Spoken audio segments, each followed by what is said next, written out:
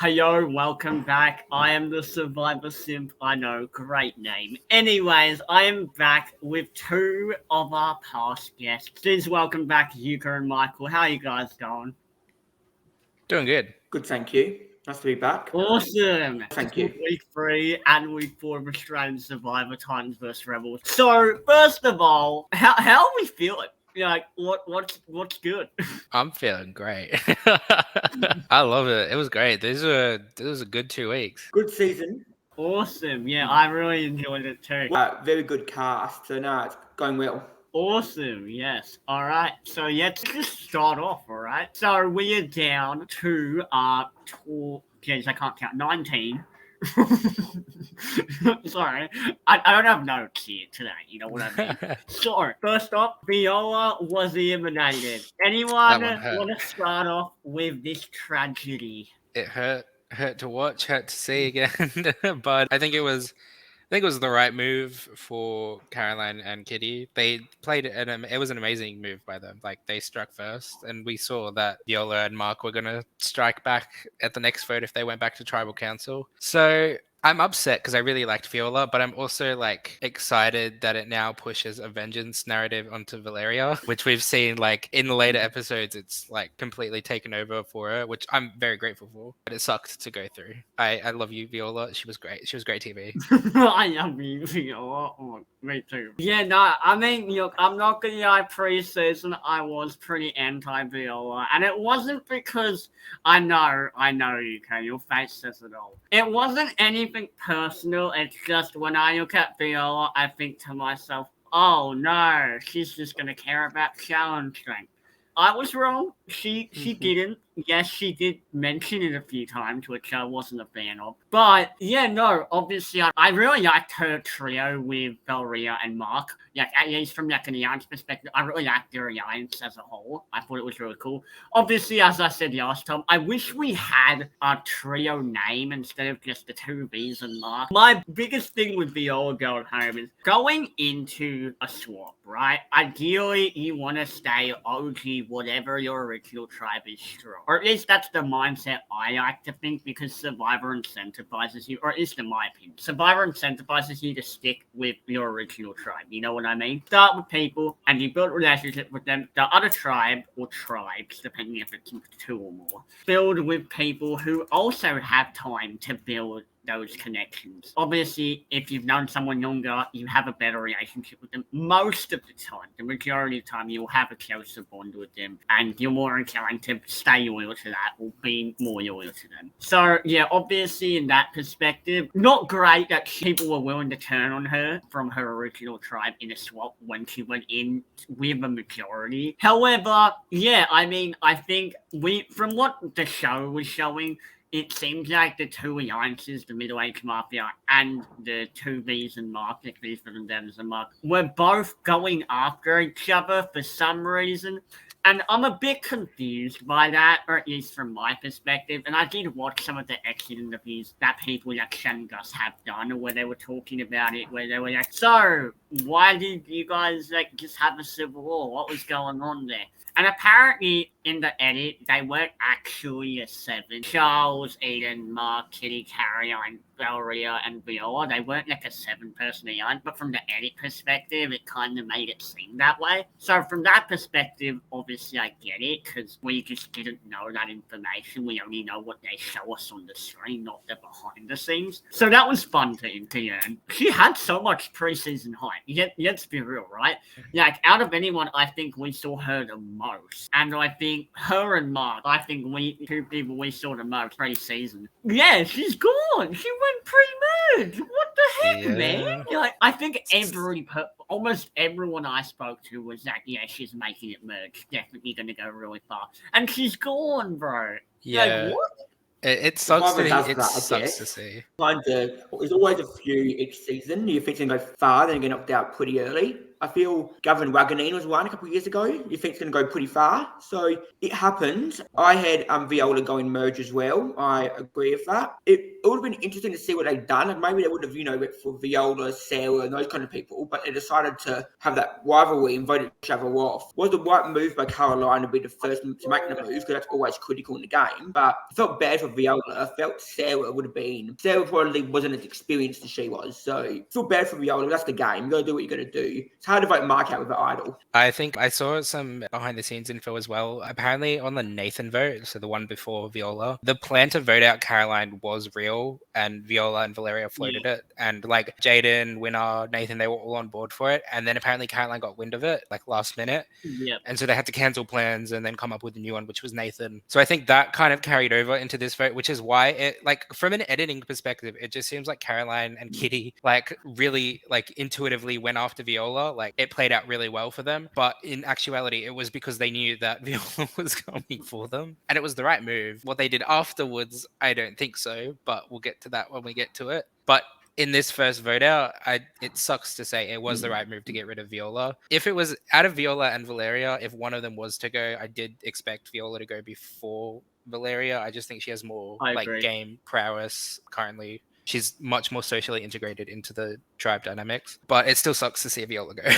Yeah, I also heard that, but I didn't bring that up just because, as you said, I thought it would be more relevant to bring up in the future with the other content. But anyways, yeah, I think it's interesting because even Viola, after the season, was like, oh yeah, I don't know why I got so much pre-season hype. Even he was surprised by it, which I thought was hilarious. Yeah, I mean, look, obviously, Caroline and Kitty did make the right move. They were informed or had suspicions that their names were getting thrown out by Viola. Yeah, obviously, it limits your options. It forces you to do something to strike first. Like, you don't want to be the person who waits. And we got two different situations of people, quote, striking first in these past 2 weeks. The Garrick one, but we'll get into that later on. Thing that this season, we're not getting, like, staying with the tribes as much, like original tribes. Even though we have seen people, like Eileen and Scott kind of push for that. I think it's interesting, right? Because both tribes are just a mess. Both tribes have so much intermingling and so much like chaos and turmoil and just animosity towards each other. But I think it really creates for a good dynamic because we're not going to see a Pagonging most likely, or at least we haven't, because originally the Rebels were doing really well. But now, like, they have majority like 11 to like 9, you know what I mean? Or 8 or whatever the number was. And now we're tied 7-7 at the end of the 4 weeks. We are tied 7-7, which I think is really insane to think about. I agree. I feel it's better this year because there's so many non-recruits. You've got all these players that are actually super fans, and I feel that's making a lot more moves, a lot more strategy instead of the same old Dick Schwab Schwan. So, no, I enjoy it too. It's good. What are we thinking? Do we think Viola's going to get an invite back? Do you think she was quite robbed, guys? No, hard. She's on 10. I really liked how she was playing. I think if she pushed harder for Caroline with Mark, I think Mark was kind of the one that was like, no, it's not the right time and stuff. I think if she had pushed harder for that, it would have been a different scenario. I liked how she was playing the game. I think she was a smart player. Should have, in hindsight, because I know obviously that we did see her get voted off. But I think it is an interesting topic where she did get that gut reaction. And once again, this is something where it's like she was correct in her gut reaction. She did think, oh, I need to make this move. So I'm just thinking, how do we feel about that?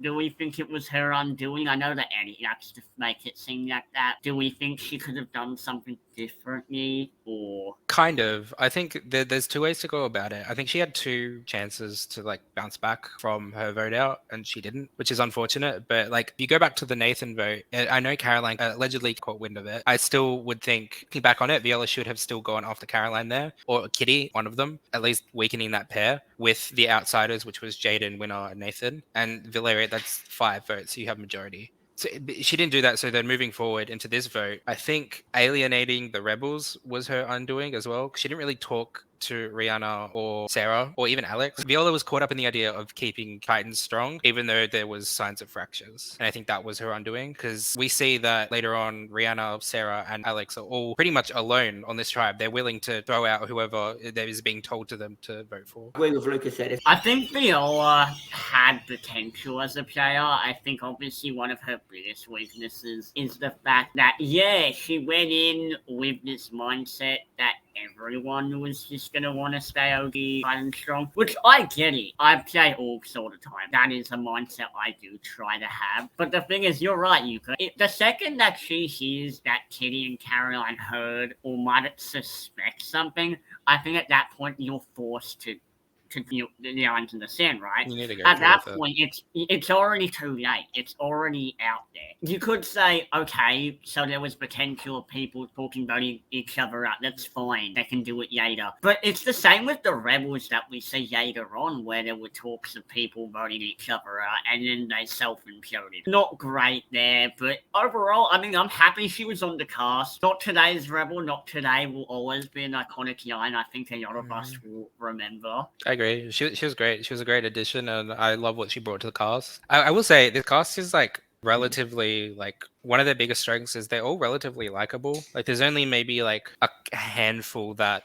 you don't really want to root for, but at the same time, everyone that's left now, I'm fine with any of these people winning. They're all someone you can actively root for and root against, depending on the narrative. But what Viola was bringing to the table, she was very likable. She was a huge social threat, which is another reason why she was targeted. Agree for the most part of that. Next person, Sarah. Vote it out. If I was Mark, I felt like I would have probably stuck with Caroline and stuff a bit more. Like, I know Caroline struck first, but I would have stayed and tried to keep those numbers strong and, target Sarah and Alex and those kinds. Sarah ended up going home. It should have been a tie. It's the risk of playing with players that don't know the game as well. Guess that's what happens when you work with players that don't know the game as well. Sarah was such an interesting character for me. Because, first of all, the scene with her explaining her story where someone was like, are you scared of fire, Sarah? And she's like, no, of course not. Why would I be a firefighter if I was afraid of fire? So I think that scene was really funny. Yeah, pre-season I said that I thought she would be likable and get along with most people. Not great that she isolated herself early on. I mean, you never want to isolate yourself in an alliance that's so public. And not even a majority alliance. A minority alliance.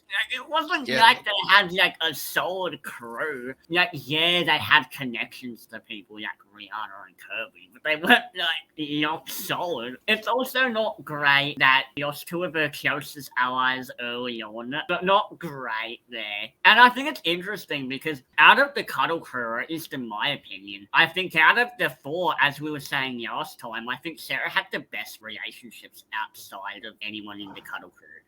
Or in the Cuddle crew, I meant to say. So I think the fact that she had the best relationship, yet she was still a minority on her original tribe, wasn't great. Obviously, she got swap screwed, you could say, because she went into a tribe. I know, I'm just saying hypothetical though. Like, if obviously she got possibly swap screwed, you could say, first glance when you look at her game and you're like, oh, she was kind of minority. It's not great that she kind of went all over the place. Like, I think the second that she was going around being like, oh, I'm gonna go confront them, I'm gonna go ask. It's like, oh my god, Sarah. That was giving me anxiety. Watching Sarah have a meltdown, it was very entertaining. That episode was great, like entertainment wise, but Jesus, the strategy was just out the window for most of it. It was I agree. No, I agree. That episode was chaotic as it's literally just like, so Mark's trying to make a plan, gonna try and vote out Caroline or Kitty or whoever, and then 2 seconds later she's like, I'm gonna go confront them. It's like, sir, and then Alex is trying to calm her down, like, stop, what are you doing? I was like, oh my god, is Alex seriously the person of reason on this tribe? Is that seriously going on here? Like, okay. And then, there was so many mistakes that got made in this episode. I think it's so funny how she had decent relationships with Caroline and Kitty. Like, they in the voting confessional, they both were like, sorry babe or something. One of them said that. I think it was Kitty. And it's like, okay, that's cool, but she still voted you out. So not great there. I mean, look, they did change the plan last minute, to be fair. Yeah. They did change the plan last minute. Do we think she could have done something differently, like actively stop them to not vote her? Because obviously in situations like that where it's like a live tribal, do you think she should have just sat there? Do you think she should have gotten up and tried to say something? Do we think? What are we thinking? The thing is, out of all the mistakes that got made in that episode, there were a lot of mistakes. I think Sarah was actually the one that probably didn't really make. She did make mistakes, but probably not the most impactful in that scenario. Because if she didn't do what she did, she wouldn't have believed that they were targeting her. The whole reason that she went along with Mark was because no one would give her a name when she like walked up to the group. So she thought, well, no one's giving me a name, then the name is me, which is a smart play. Basic 101 for Survivor. I think the mistakes rely. There are three people that come to mind when I think of who made a mistake in this episode, and it's Mark, Rihanna, and Caroline. Just because, like, for Mark, he originally said Kitty and then swapped it to Caroline because they found out, which is it's smart for Mark to swap the subject, do it so quickly. It spooked everyone else in that alliance of the rebels. And he just said that he had an idol. If he had shown them that he had an idol, I think that would have probably impacted at least Rihanna, because it worked for Alex and Sarah. Rihanna made the mistake of voting Mark, but I also don't really blame her for that, because in the last vote, she went along. The Titans spared her. Caroline, Kitty, they didn't lie to her. They included her on the plan to vote out Viola. So she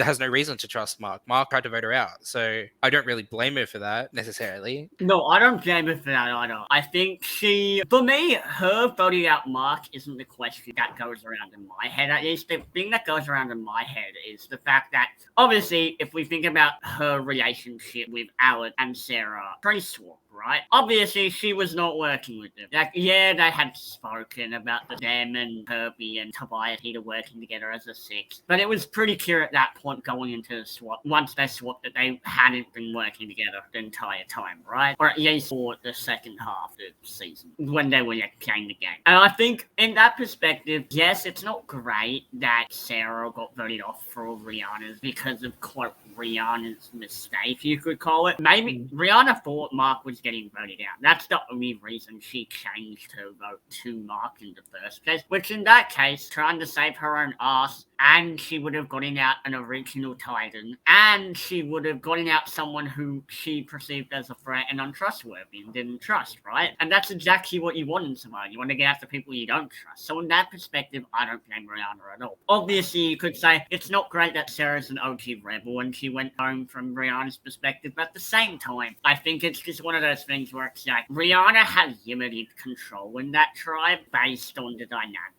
And I think as much as Alex and Sarah were kind of divided at that point, they were, from my perspective, at least always going to pick each other over Rihanna. And I know that might sound differently, because I did see an X interview where Sarah was talking about how she felt closer to Rihanna by the end of it. So I'm not really sure which one she would have picked. But if we're just saying a hypothetical, yeah, I think it's easy to say that Rihanna made this big mistake. It's going to be one of the worst moves in Survivor Australia, whatever, right? No, I think the thing with Sarah is Sarah and Rihanna, from what we had seen, weren't that close. So even though Sarah was voted out, Rihanna got good faith, trust and relationships with Kitty and Caroline, which we have been seeing. Yes. They are willing to keep her over Alex, over Mark. To me, and also when thinking about the swap going into the merge, it's good to have those new relationships that people are building. And I think people kind of forget that some of the time, where they're just so focused on the now, they're not focused on the future. And I think short term, not great for Rihanna. She's still quite on the bottom. But long term, not to spoil until the end, but she does end up making merge. So I think it's not the end of the world for her. I don't know if I agree with what you said about like the building good faith part with like Caroline, Kitty, and Rihanna, because I think it does. I think it definitely it could. It's just, in my opinion, the best move to make right here, Caroline and Kitty should have voted out Mark. I stand by that. They should have stuck to their guns and got rid of Mark, because they say it later in the episodes where if Mark's gone, they can control the narrative they tell to Valeria, which is what they need to do. Because currently Valeria, there's only 3 OG Titans on the Rebels. None of them are working together, like pre-swap. And if you vote out Mark, you keep Sarah and Rihanna 100% on your side. And it maybe even Alex if he's included in on the plan. Keep them on side until you need more allies, basically. Getting rid of Sarah, it did not, especially after what they did with Viola, it didn't seem like the right move. If they wanted to vote out one of the rebels, I don't know why it wasn't Alex, unless I'm misremembering something. Yeah, no, I agree. I don't know why it wasn't him. I mean, I think it could have been just challenges, maybe, even though I hope that wasn't a factor, but it could have been. What you said did bring up a point I was going to mention, though. Okay, so the thing is, yeah, we saw Carrion. I didn't like Carrion when she said to Rihanna and Kitty, even Kitty, I know they actually were close, but even the Kitty, where she was like, oh yeah, I don't want Mark to control the narrative. I don't like that she said that to Rihanna. I like her saying it to us as an audience, like confessional was. I think her telling Rihanna that is bad because then Rihanna can make the narrative whatever she wants, right? About Sarah going home, about whatever, right? She could just say, oh, they were trying to pick us off, whatever, right? So from my perspective, yeah, great that you're thinking that, Carry On. Like, I want you to be thinking that deeply about the perspectives of other people and yet their game positioning. Like, I think that's great. Like, what's in their best interest going forward. But when it comes to like telling people about that, don't do that. That's gonna scare people. Like, if I'm Rihanna and someone said that to me, I'd be like, oh, okay, Carry On knows what she's doing. Like, that would scare me as a player. But obviously, I can't speak for Rihanna and her perspective. I think the interesting thing for me is how you were like, oh yeah, I think it's bad to get rid of Mark. Because I'm not too sure about that. Because here's the thing. I think that Mark is kind of going solo. He's the type of person who's going to do what's in his best interest, right? Mark is not the type of person that just go with the majority. He's going to do what he thinks is best for him. Or he's going to do what he wants to do, essentially, right? So the thing is, that can help you, but that can also hurt you in a other way.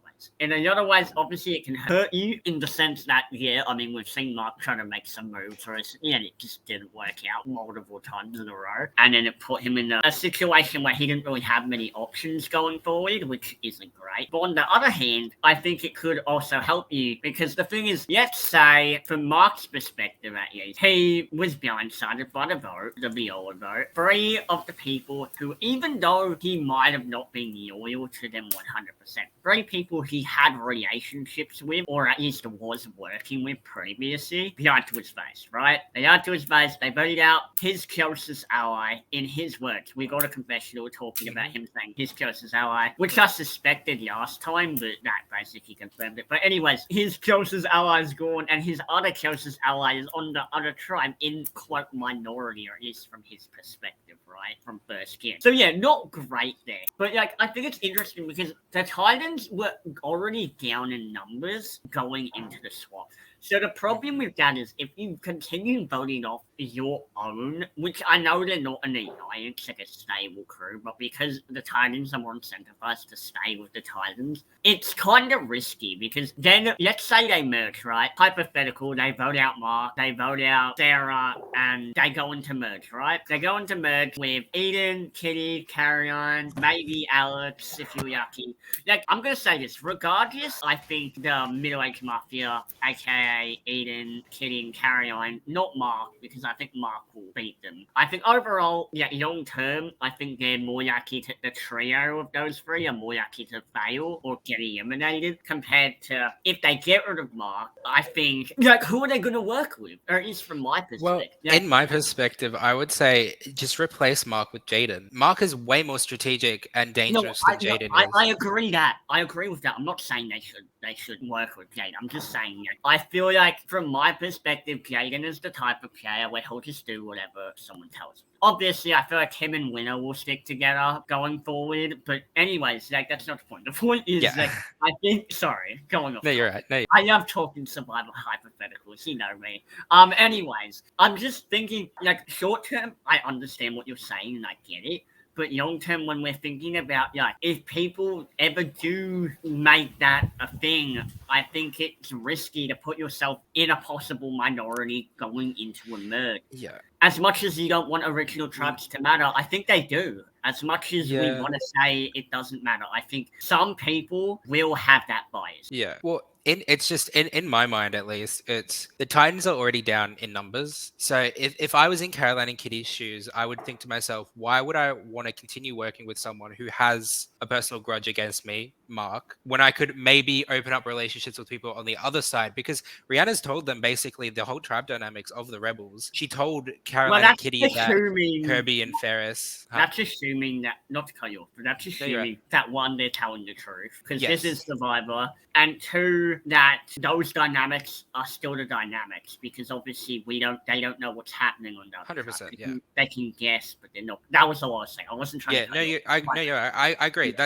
You're 100% right. But in saying that, though, in my opinion, with if I was Caroline or Kitty, I would think, well, I'm already down in numbers, so why would I try and fight to keep someone here that is going to stab me in the back later on in the game? Whereas maybe this person, Rihanna, could be possibly telling me the truth. I would rather go on that like hope that she's telling me the truth than someone that I know will turn on me eventually. That No, makes sense. yeah, But no, that makes sense. I guess for me, it's really just a gamble, you could call it. Because the thing is, obviously, you could say either way it's a gamble, because either you're trusting rebels or OG rebels who you've never actually worked with properly, and you're just trusting their word and what they tell you. But it's also a gamble in the sense where you know where Mark's relationships are. You know what he's most likely going to do going forward, because you've been on a tribe with him the entire time. You've seen him interact with people. You know how close he is to people like Ballerina on the other tribe. So from my perspective, you know more information about Mark as a player than you do about Rihanna or about Alex or about Sarah. And that's, at least in my opinion, information is power, right? In Survivor, information is power. So if you don't know, I think you're more likely to have the right information and to use that information to your advantage going into the enemy that quote enemy that you know compared to the enemy that you don't know. yeah. And I'm not saying that they should have, if we're talking about Mark versus Rihanna, we can get into that discussion later. But I'm just talking like, for example, Alex, I think they should vote Alex off over Mark. That's 100%. my opinion at least. But if we're talking about Rihanna versus Mark, obviously we can talk hypothetical about which one would have been better. But I think Alex definitely should have gone before Mark from their perspective. I was gonna say, was Alex immune? Why did they not go? Why did they not go for Alex? Why did they go for Sarah? They were I'm trying gonna to read go it up. for Alex. I think had they not done the not swap, the rock draw twist they did. That's Had what it they was, not sorry. done that, I think strategically it would have made the most sense if they had voted off Alex that tribe. Not to go to the other tribe, but to get voted out. We can get into the rocks thing in a minute, because I have some controversial opinions, because I think they made the wrong decision. We can get into that. But yeah, I know. Overall, I mean, yeah, I liked Sarah as a player. She was messy, but she was fun. I She had love the chaos. bring it.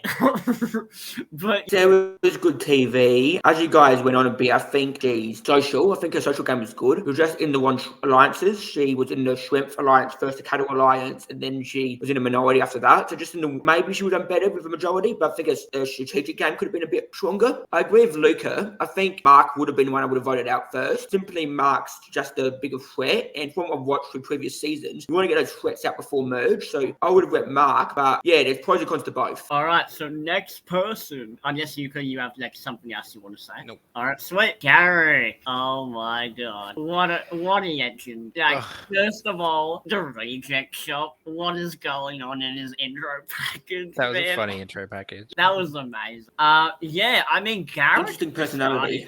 Gareth for starters had so many good reads, which you could call them good reads, but I'm also not really sure how well some of these people's acting skills are, such as Kirby's or Rihanna's. Not to say that he isn't good at like reading people. I think obviously it's his job, right? But I do think that could have played into it, because I mean, from outside sources, aka like postseason, I've heard that Kirby and Rihanna confessed that they were the ones who like flip their vote and stuff. And obviously, we saw Garrick whisper to Eileen as they were walking out of the tribal council, "Oh, I think it was this, like this is what I think happened. That was sketchy." And it's the same with when Callie flipped her vote to Tobias vote, right? Where Garrick was like, "Yeah, I think it was Callie. I'm pretty sure it was Callie who did that." And obviously, he was correct about that assessment. But at the same time, I think it's easy to tell just based on how the statement Kelly made when she was like, "We're rebels, we actively do dumb shit."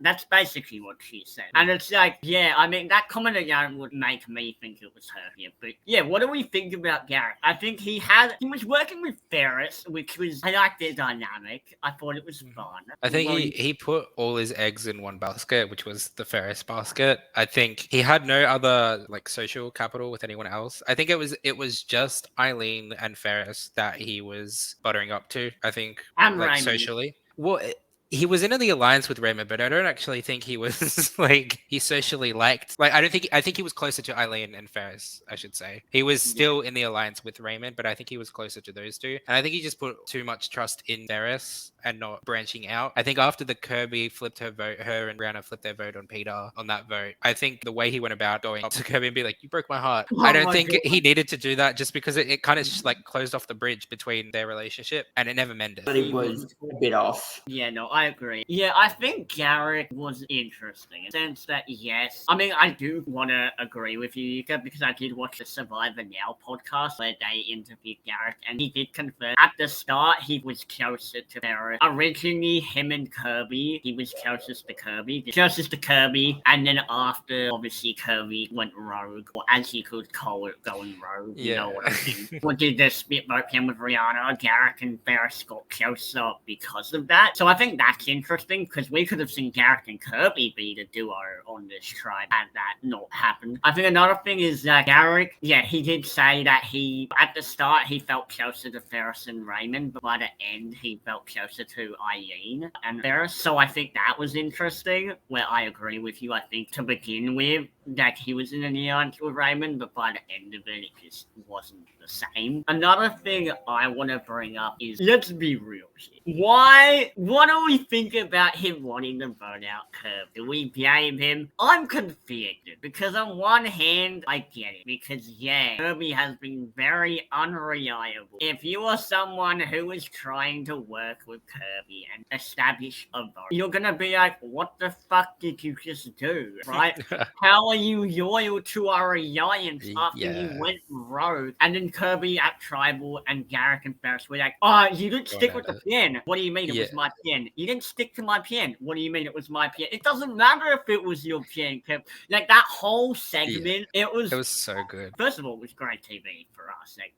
I love getting tribals like that where people call each other out. Or the scene where Kelly comes back to camp and she's like, the episode where Kelly came back to camp and she was like, so we're gonna get the middle people back together. And then it's just the non-model crew back together. And then Kurt was like, the dynamics have changed here, currently. The dynamics are different. Eileen doesn't sit with us anymore. Neither does Ray. And then Kelly's like, what happened, bro? As she looks at Raymond. I was like, what?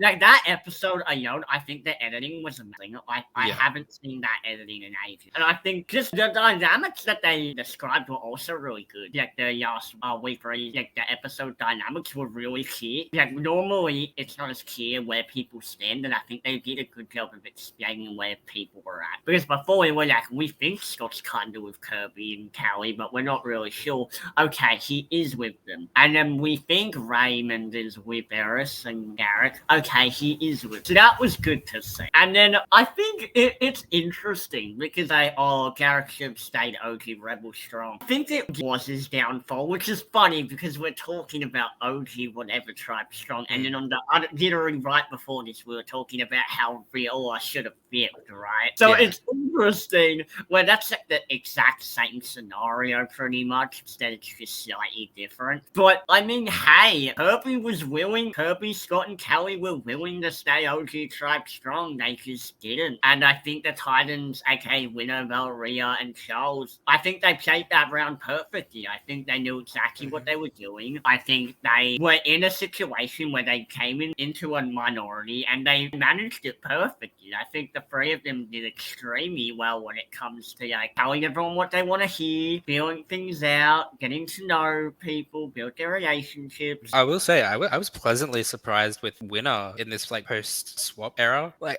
he was like I did not think I originally like perceived him as like sort of like a recruit who like kind of got lucky with the idol and there wasn't really much there story wise, but he really bounced back in these last like I think it was like 4 or 5 episodes during the swap. Him and Valeria, I will say, are like they were the standouts for that post Titans tribe. They did everything right. Like Valeria going like, oh, I'm gonna be the cook. I'm gonna make sure no one wants to vote out the cook. Beautiful. That is great strategy. I don't think Khan from Blood versus Water liked to hear that, but anyway. Yeah. I'm sorry, Khan. And then Winner like just socially integrating himself in, and we saw it. OG Rebels were like, okay, we'll stick OG Rebels strong. Which Titan are we going to vote for? They all agreed with Charles. So I think that kind of just like proved that Winner and Valeria were at least more socially integrated than Charles was, or weren't as perceived as big threats. And I think they managed their threat level really well throughout the post-swap era. I agree. I think Winner, he started with Nathan in that kind of group, in that strong group, didn't. And I believe it was Jaden and it was Winner. They split away from Nathan when it looked like it was going to go bad. So he made the right move then, went from a minority to a majority. And then he went into the Shop Tribe with Charles and Valeria. But then they went over to Kirby's side and made a majority. So I think he's done really well at being at the bottom, getting his way to the top, but making moves. Not afraid to split with who he's close with, like Nathan. Like we'll see a bit later on about spoiling too much. Like Kelly struggled to do that a few episodes going forward. So I think it's good to separate friendships and alliances and get his way to the top. Overall, I think Garrett did a few things wrong. As you said, Yuka, him saying he was rattled, mate. Great TV in hindsight. Going up to someone and saying you made them cry is probably not ideal. Unless you like trying to guilt trip them, which in that case, please do. Great TV. I wish. Here's the thing: if Garrick is gonna quote not play the victim, but you know what I mean. If Garrick is going to act that way, I wish he went more extreme. I wish he was even more. That would have been better, TV. I wanted to see Garrick cry. Oh yeah. Pans to him crying at 2 a.m. in the morning with Carrot screaming out about Twister. That would have been amazing. You're right. No, I'm sorry. What could have been?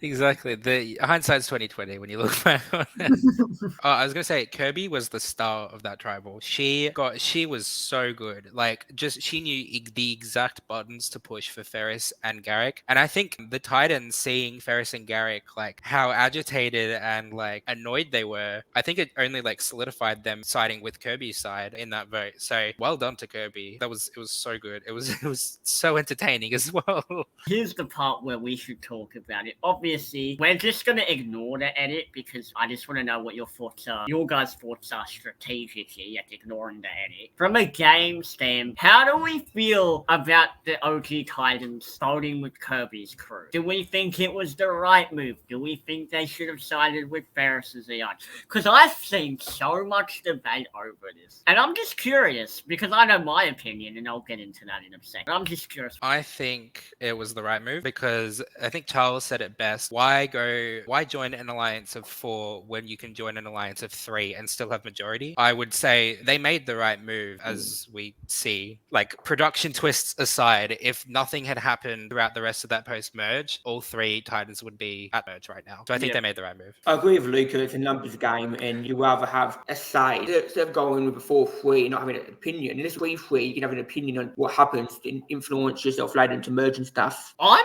conflicted, and the reason why I'm conflicted, okay, I get that. I understand wanting to have like even numbers and equal say, and I get that perspective. The only reason why I think that it could be beneficial in a hypothetical scenario for them, I'm talking winner Charles and Valeria, to side with Barris's EINs, is because, first of all, if we're talking about the merge, right, here's the thing. Majority is what matters in merge. Which would you rather go into majority with? 7 or 6? Obviously, that's just one scenario. I'm not saying you should bank your entire game on. Obviously, making sure you have a majority at the merge, or a potential majority at least at the merge, is something that I think people should consider very high on their bucket list. Because obviously, if you go into a merge down in numbers, you're kind of fucked, right? Because we've seen this back in All-Stars, Australian Survivor All-Stars, where the Makuta 7 were on a swap tribe, and then they went to merge, they kind of picked off the other tribe, right? Well, picked off Bakama. And obviously, that is a different scenario. That was All-Stars and pre-existing relationships and all that. I'm just saying, I think from that perspective, I think it could have made more sense for them to side with Barris's line. I think another thing is, which side better for them? In scenarios like this, it's easy to say, oh, they should have sided with Kirby's or they should have sided with Barris. If we're thinking about it from the player's perspective, regardless, they have never voted together with any, the OG Titans haven't voted either alliance. You know what I mean? All they have is the word that they've said. They haven't actually established any trust. So from that perspective, assuming that the Titans do think that they are in the middle, you want to call it, they are the swing votes. If we're assuming that, then I think it makes sense to side with the people you feel more comfortable with, the people you have better relationships with. Because maybe they just had better relationships with Kirby's people and Kirby's EI. And I think a lot of the time people think that, it's strategy all the time first, which yes, strategy is important. Another thing I want to point out is if you're Charles, right, a super fan, from his perspective, you go into a swap, you hear that there's 2 faction sides or alliances, and that you're, quote, in the middle, you get to decide to vote. He has heard the 2 faction sides, but yet he's heard that Kirby went rogue and Kelly went rogue, right? And you could say that's really bad to have in an ally. That is not reliable. That is not great. But the good thing is, you might see that and go, oh, okay, so that means Barris's alliance are the people who are going to want to pogong us, which is what we didn't see, We did see people like Eileen and Barris be like, oh, I want the OG Titans to go. So from that perspective, it's okay, maybe Barris's alliance is more dangerous in that perspective, as in Kirby and Kelly and Scott's alliances, yes, predictable. However, if you get in there with good gracious, if you become one of their people, they're not going to fuck you over, even if they fuck someone else over. But obviously, that's just me wanting to fantasize about what could have been. What you guys think about my thoughts? Or I think, I agree with the thoughts of, would you rather have a 6 or 7 majority going into merge? But for me, at least, Valeria and Winner in that scenario, they both have someone else on the other side to come and help them if they need, which is Mark and Jaden. So if they go into that, what would it be? 3, it would be 5 to 4 basically. So they'd still have majority if they went into merge with that 7-person majority. But if they go with Kirby, they at least get Rihanna as well, who's linked to Kirby. So that's another number for them. If she survives, they currently have no idea what's going on the other Titans tribe. Obviously, they're just going off of what Kirby's told them, which is that Rihanna is her number 1, or at least one of her closest. She's on her side. So I think in that regards, for Valeria and Winner, it doesn't really matter which side they go with because they'd be fine out of it if the side that they choose sticks with them, which ends up happening to their detriment with the the twist. That's what I'm saying. No, dude, that's what I'm saying, though. I feel like there's a lot of people who are like, oh, they should have sided with Barris's group. I think it doesn't matter which one they side with. I think either way, if Survivor didn't have the twist that ended up screwing Charles over that we later see in the next episode, I I agree with you. I think they would have been in the power position, the OG Titans. Exactly. If that twist didn't happen, then whichever side they pick would get picked off anyway. So they're in a power position no matter what. And I 100% agree. It was the best. It was they were in the best out of everyone throughout the swap, even though they were in a minority. They were we're in the best position, like, begin with. I still think it's numbers, and you want to try to. Guys are explaining it well. We feel it's numbers, and you want to keep yourself with a say. So I think I made the right decision to stay with Kirby. So overall, do we want to see Garrick back? Do we think he had potential as a player? What's the tea, guys? I personally wouldn't mind I seeing wouldn't him play back. Garrett again. Oh, you wouldn't? No, I wouldn't. Well, oh, okay. I mean, I wouldn't fair want enough. Garrett back. No, he takes it too personally. I mean, that's fair enough. I understand that perspective. What about you, Kirk? Do you need to see Garrick back on your screens? I don't need to see him back, but I think if he was to come back, he would make a good villain, or at least like a delusional villain, where like he thinks that he's the hero, but in actuality he is the villain. So I mean, I'm kind of unbothered if he comes back or not. I don't personally. I think I said it last episode. Like, not really the biggest fan of Gary, just with like how that whole situation went down. But at the same time, I don't know the guy. I'm not. I don't have anything personal against him. So if he was to come back, I'm sure he would be entertaining. He was entertaining throughout this season as well. Like, just like the constant, just every time there was a challenge, like Kelly would be like, "I'm good at spelling," and Keck's like, "We're all good at spelling." I was like, "Oh Jesus!" All right. Also, I have a question. Comes to his read, the elimination, the tribal, he went home. How are we feeling about that, guys? When he told Ferris to shade on him, because I know that was a big moment. That I know a lot of you are probably thinking, "Why haven't you discussed that?" Oh, because we're discussing it now. Exactly. So we didn't forget. exactly. Wait, guys, be patient. No, yeah. What do you think? I think it was a good read. I think it was very obvious. I think Kirby said it in the next episode. She's like, "I can't believe Ferris was blindsided. I thought it was really obvious." I mean, it kind of was, because they went after Rihanna instead of Kirby for the swap when they had to send Kelly over to the next side, and Kirby knew that. So I think that they should have like learnt from what they did with Rihanna and be like, well, Kirby's not going to go for Ferris right now, especially if she thinks he has an idol, so he's going to go for the next best thing, which is Garrick. But at the same time, I don't blame Ferris for not playing his idol. He was told literally with like 3 seconds to decide that he needs to play his idol for Garrick, and Ferris was like, what? I don't.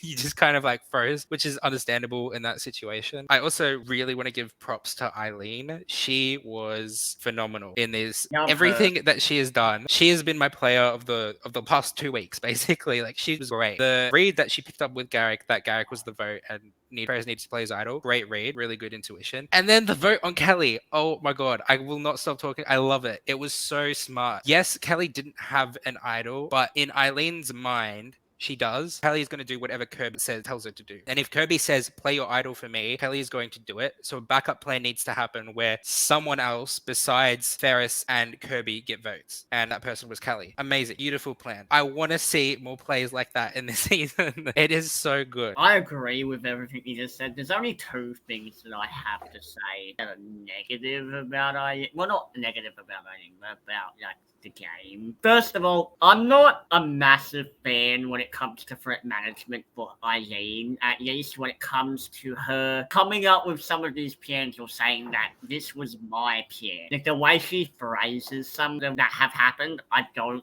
like it, because I think it'll put a target on her back. Like when she was like, oh, it was my plan to do this, something like to split the votes, or my plan to throw a vote on Kelly. You know what I mean? Because then we literally see Kelly 2 seconds later, and then Eileen gets a confessional where she's like, I think Kelly's the only one who cares that I voted her. Yeah. I don't think So I was good. like, that's so true. And we love that. And then the second thing was, I agree with what you're saying. It's very weird. I can't really place Eileen's sort of like architect yet, because originally I thought she was going to be like the strategic, like almost villainous sort of player, but now she's like done a 180, and I thought she was still going to do that like immediately after Garrick hasn't even got his torch stuffed yet, and she's turned to Kirby and gone, I didn't write your name down, Kirby. I Like, love that. That was so amazing. good.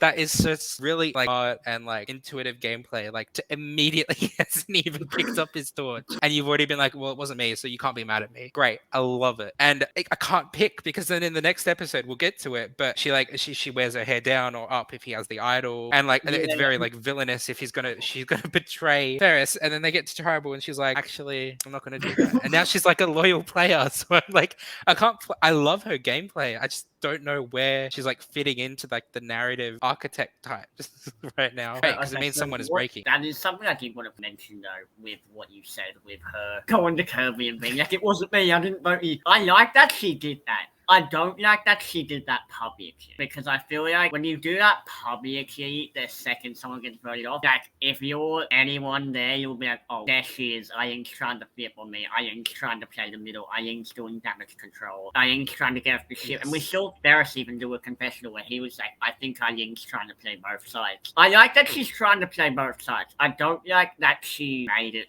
very obvious that she was playing both sides. I think another thing I want to talk about is, what do you guys think about Scott siding with Kirby before the swap? Do we think he should have sided with Varys as the Iron? Do we think he should side with Kirby? Because I think Scott, so far this season, has been playing a very interesting game, or is his positioning in the game. I agree. Scott is, in my opinion, probably the most dangerous player, at least from the OG Rebels. The most dangerous player is playing the most dangerous game, I should say. Like, because his threat level, it's there, but everyone else like has something, like Kirby, Ferris, Eileen, even Alex, like they're all above Scott in terms of like who are we gonna go after next sort of thing. I don't know how he's doing it. It's so good. Like, he's like, even before the swap, when they needed to vote, they weren't going to vote for Kirby. Scott's name wasn't even in the discussion. It was like, okay, we're doing Rihanna. It wasn't let's split between Rihanna and Scott or anything like that. It was just let's all throw votes on Rihanna. And I was just like, how is Scott getting away with all of this? So I think it was the right move for Scott to make. Knowing now, it's the right move for Scott to make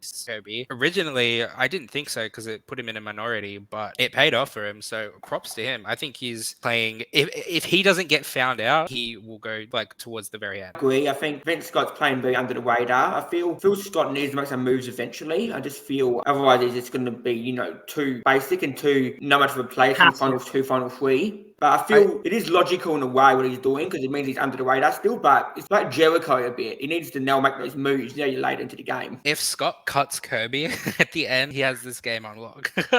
What I really like about Scott's gameplay as well is his ability to talk to someone or even to a group of people and push forth, like, he is really enthusiastic about their ideas, even though it's benefiting him. He did it really well when Kirby said, when they had to send over someone to the Titans tribe, Kirby was like, we can't send Ferris. Scott was like, great, got the note, and then ran with it and was like, Kelly, you would be, if I had to send anyone, you would be the best person to send over. And you can see everyone's like nodding around him like, yes, Kelly would be the best person to send over. He's like, I think he called her like a nuke or like a Kelly bomb or something like that, or like just Kelly chaos bomb. Grenade. And I think he did it again when they were trying to recruit the Titans. He was like, I need to give the Titans room to, like, I need them to give me a name because I want them to feel included in the decision making and like things like that. And then they loaded the split between Eileen and Ferris, and Scott's like, yes, let's do it. It's a great plan. Scott's game's really interesting. I still think they make those extra moves to start again, but I think playing a very logical game to not be,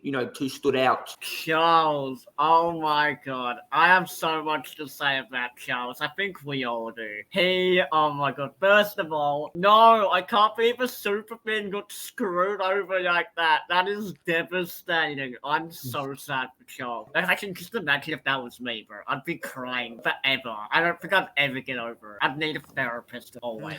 I see Kelly. Yeah, I'll go see Kelly, bro. I'll be her number one patient.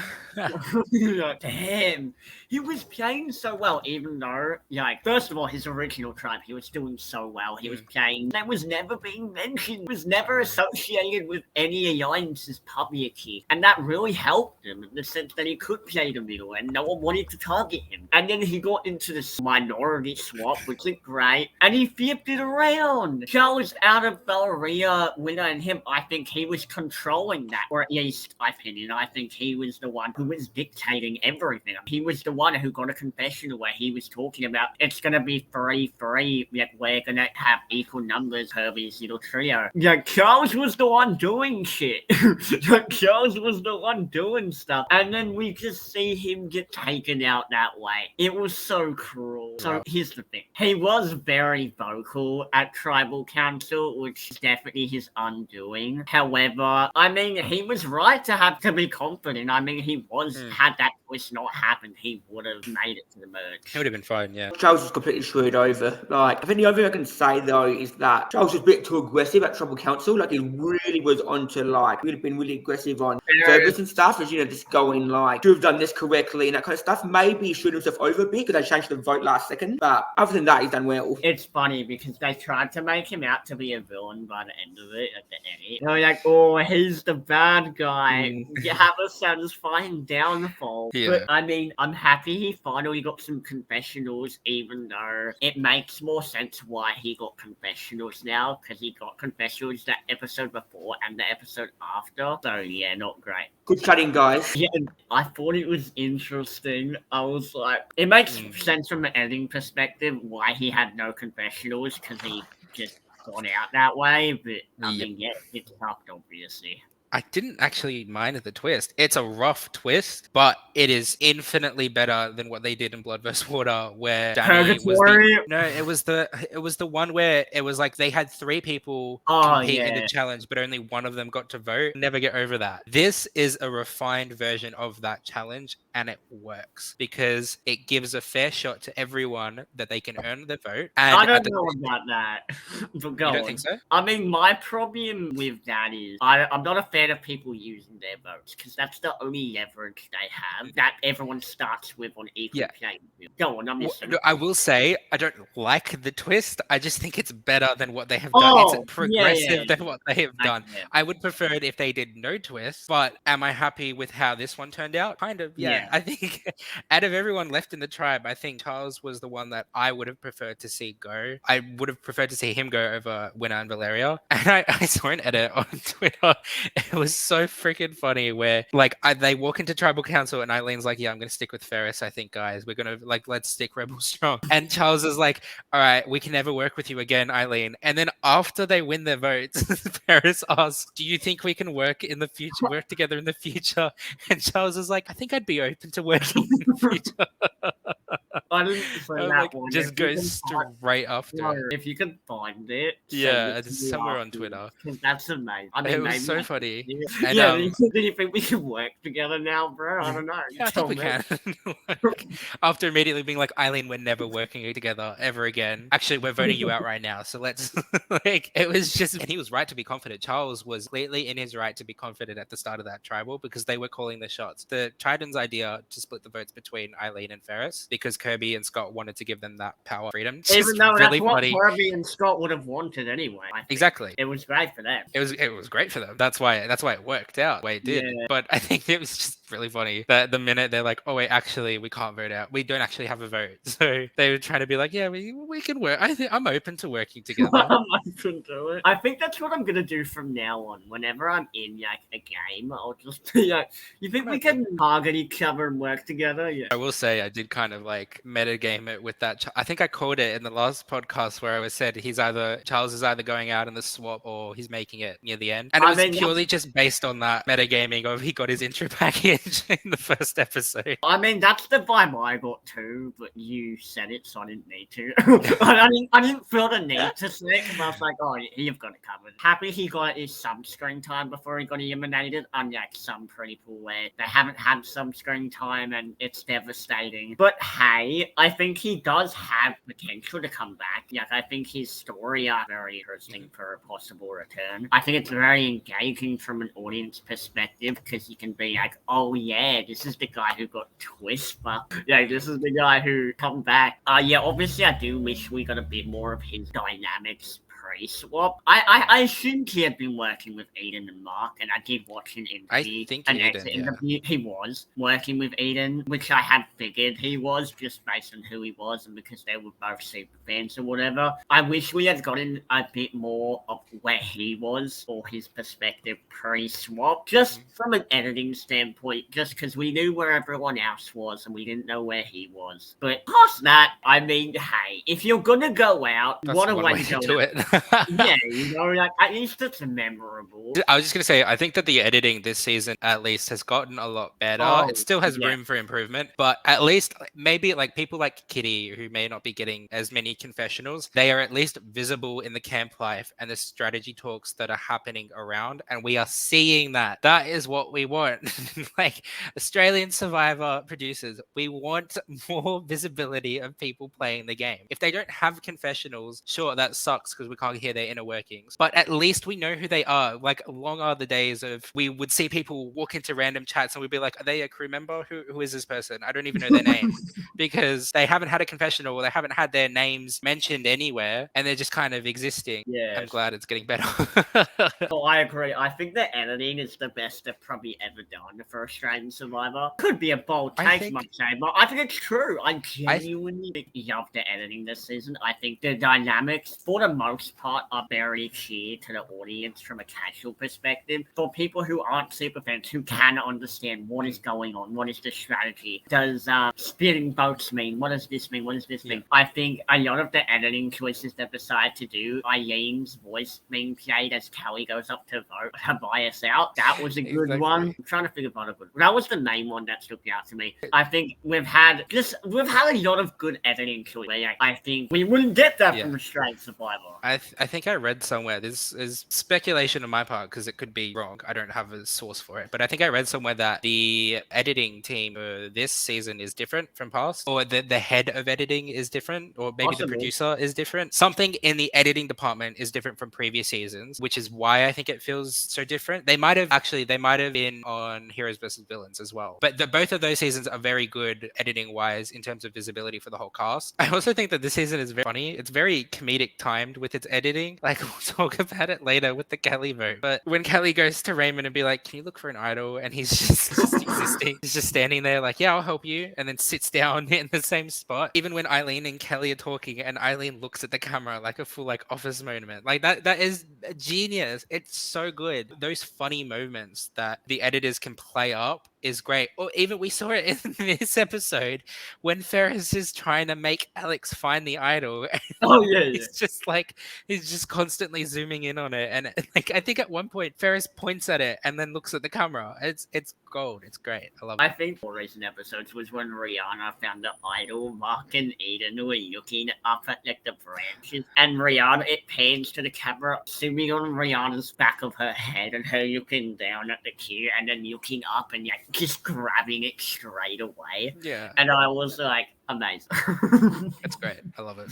And like they highlighted the word spiky, I think it was, on the thing, and I was like, of course. The editing is so much better for Australian Survivor, and I'm happy they're finally listening to us. I'm sorry, I know US Survivor doesn't listen to the audience. Like Jeff Probst is like, yeah, I won't read it anyways. Jeff knows best. Jonathan Yapolia actually listens to us, so thank you, Jonathan. Really appreciate it. Like it's amazing. And also, please cast me. My information will be down below. I think it was an entertaining episode. I thought that the Sarah vote couldn't be topped in terms of chaoticness and everything that happened there. And then this episode came out, and I was like, well, shit, that is. I mean, damn. Eileen didn't know that was going to happen, but it really worked out for her. I was confused. I would have liked to see the double-sided Eileen, like playing both sides, sort of like double agent. I think that would have been interesting. I mean, we got a little bit of that. And I liked that. I like what was shown. I don't know if she said it somewhere. I need to do more research on it. I don't know why she went into Tribal and said, actually, Rebels, let's stick together without, I don't know, having a conversation with them beforehand. Maybe she did it. It just wasn't shown. I think she did. I think it was re-emphasizing that just to solidify it. When they were showing that, I thought Eileen was faking it to pretend that she was actually with the OG Titans. Yeah. But then, obviously, that didn't happen, and I was like, oh no, please don't send Eileen home. I was like, I got so scared. I thought this was her episode that she was going home, especially with Ferris having the idol and the plan to split it between those two. I thought for sure Eileen was going home. I was so sad. And so that's why I'm like not upset at the twist as much as I usually would be at these kind of game-breaking twists, because I like Eileen. So I'm happy. I think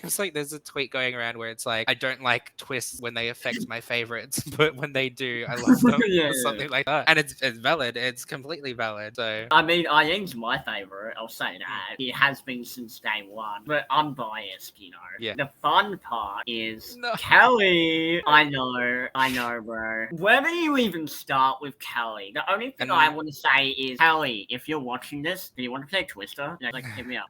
1v1, let's go. Kelly Like, is a national treasure, and I love her so much. Like, I love someone who goes on Survivor and is just unapologetically themselves. Favorite Survivor contestant, and I'm not kidding, is Wendy Diaz from Edge of Extinction. Yeah. Purely, I don't really care about the strategy of a player. It's purely based on the fact that they're not afraid to be themselves on screen, especially in front of all of Australia or all of America, for Wendy's case. Something I really look for in a player. I'm so glad we got to see Kelly. I'm sorry. She was incredible. Entertainment wise, amazing. Strategic, there was some hints of strategy. Okay, with can we what she talk? was We can get into the strategy after the next like I have a lot of because I still don't know how I feel about her strategy this season.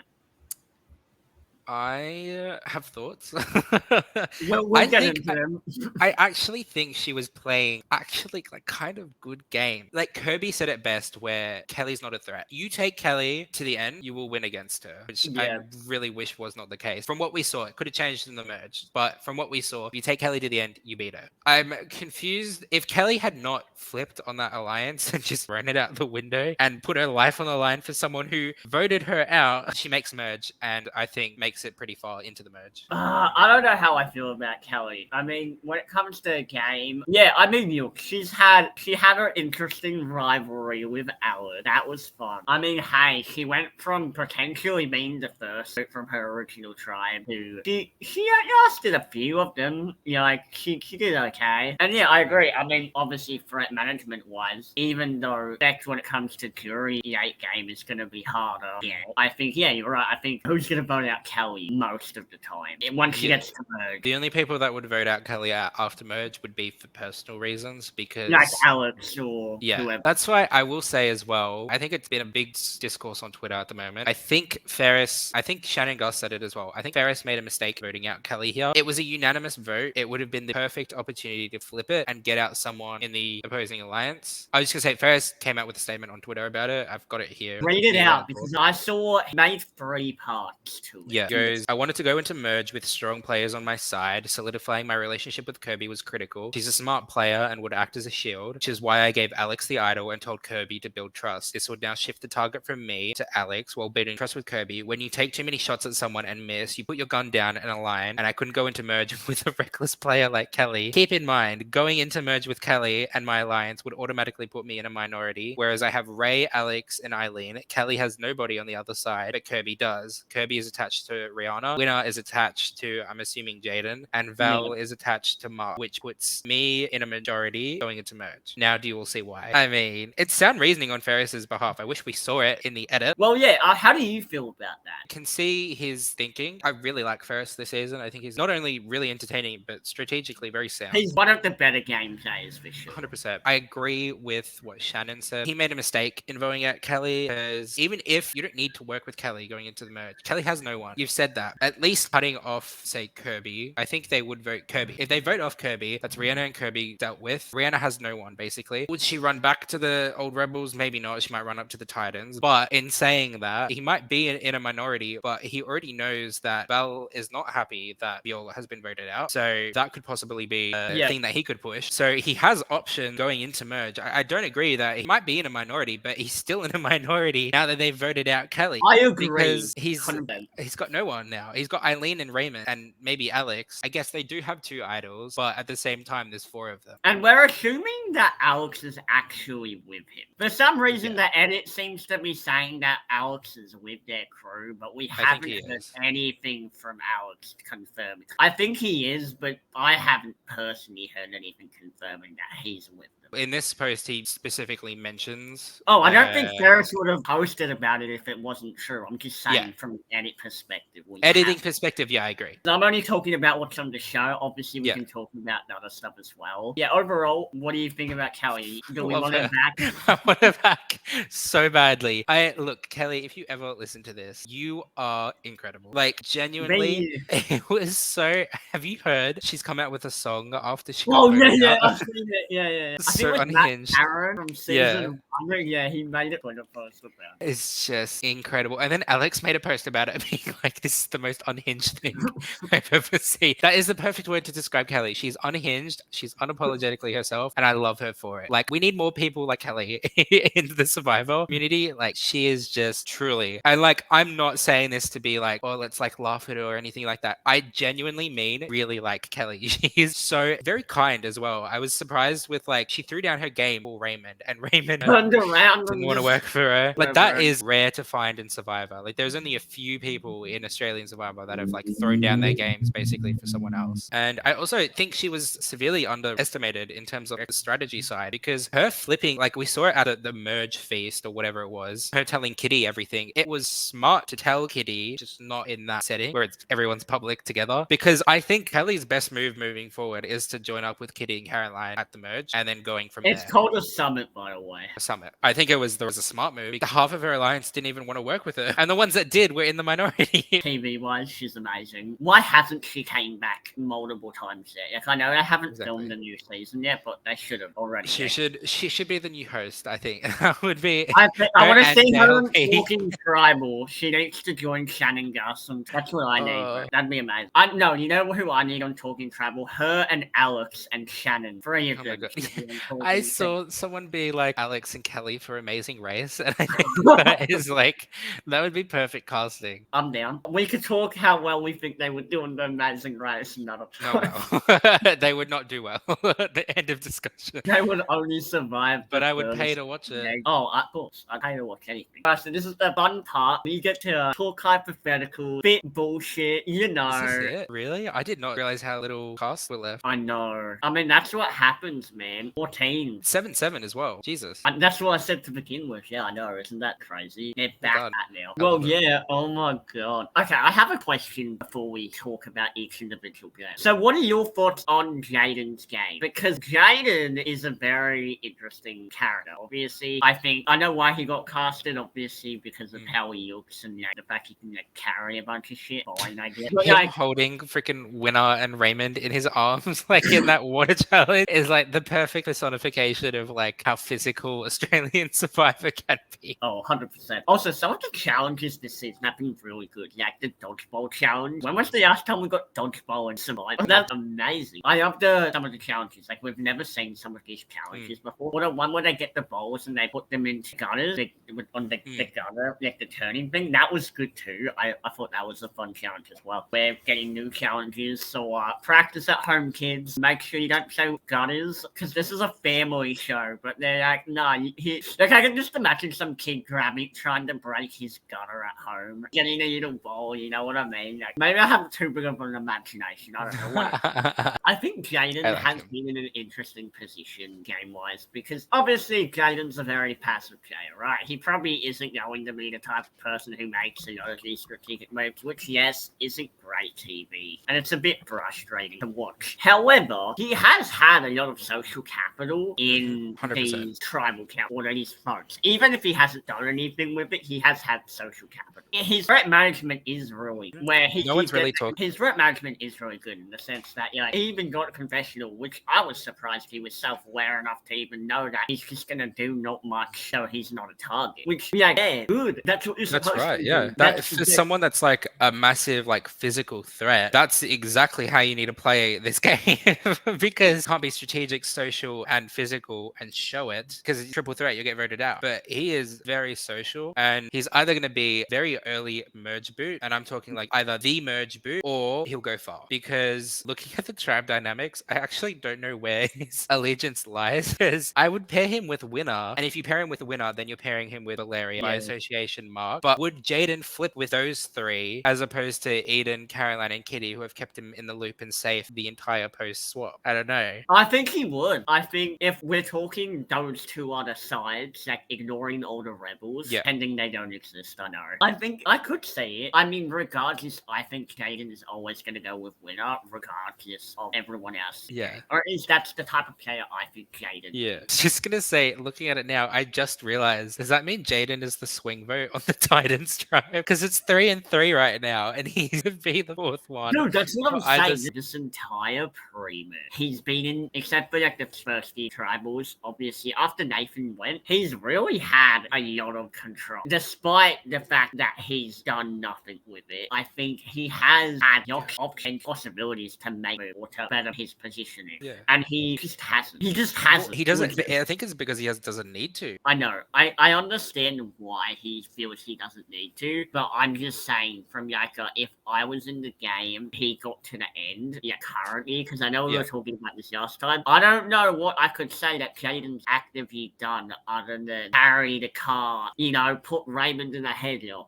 Past that, I can't say anything he's done that I'm like, oh yeah, that's gonna win me the respect of the jury. Yeah. And normally, I would say his yak ability is fine. I think his social game could help him win. But this cast is way more strategic than most Australian Survivor casts. Yeah. They care way more about the game than they do about challenges or about any of these other things. And if we're looking at the possible jury, Carry-On's a super. Kitty's a super. Their fans at least. Carry-On, Kitty, Ma, Eden, God, Barrett, Eileen, even Raymond. They're all big players. Yeah, you know what I'm saying? Yeah, that's really my point. If we're looking from a game perspective, who the fuck is Jaden gonna beat? Rihanna, Alex, maybe Raymond? I think those three he beats. I think if he gets to the end with any of those three, he beats them. Solely based depending social. on the situation, or at least from the experience. I'm not saying that she couldn't beat him. I'm just saying from what we've seen, at least from my opinion.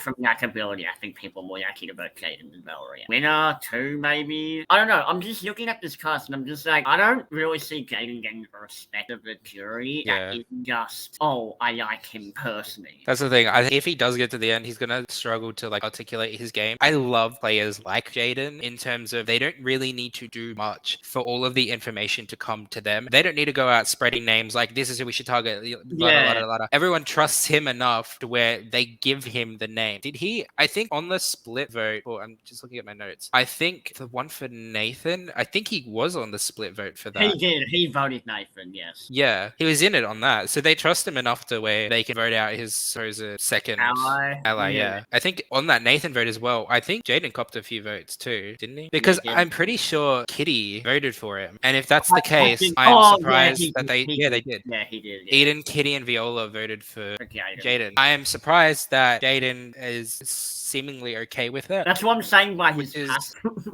I feel like but I'm the same though.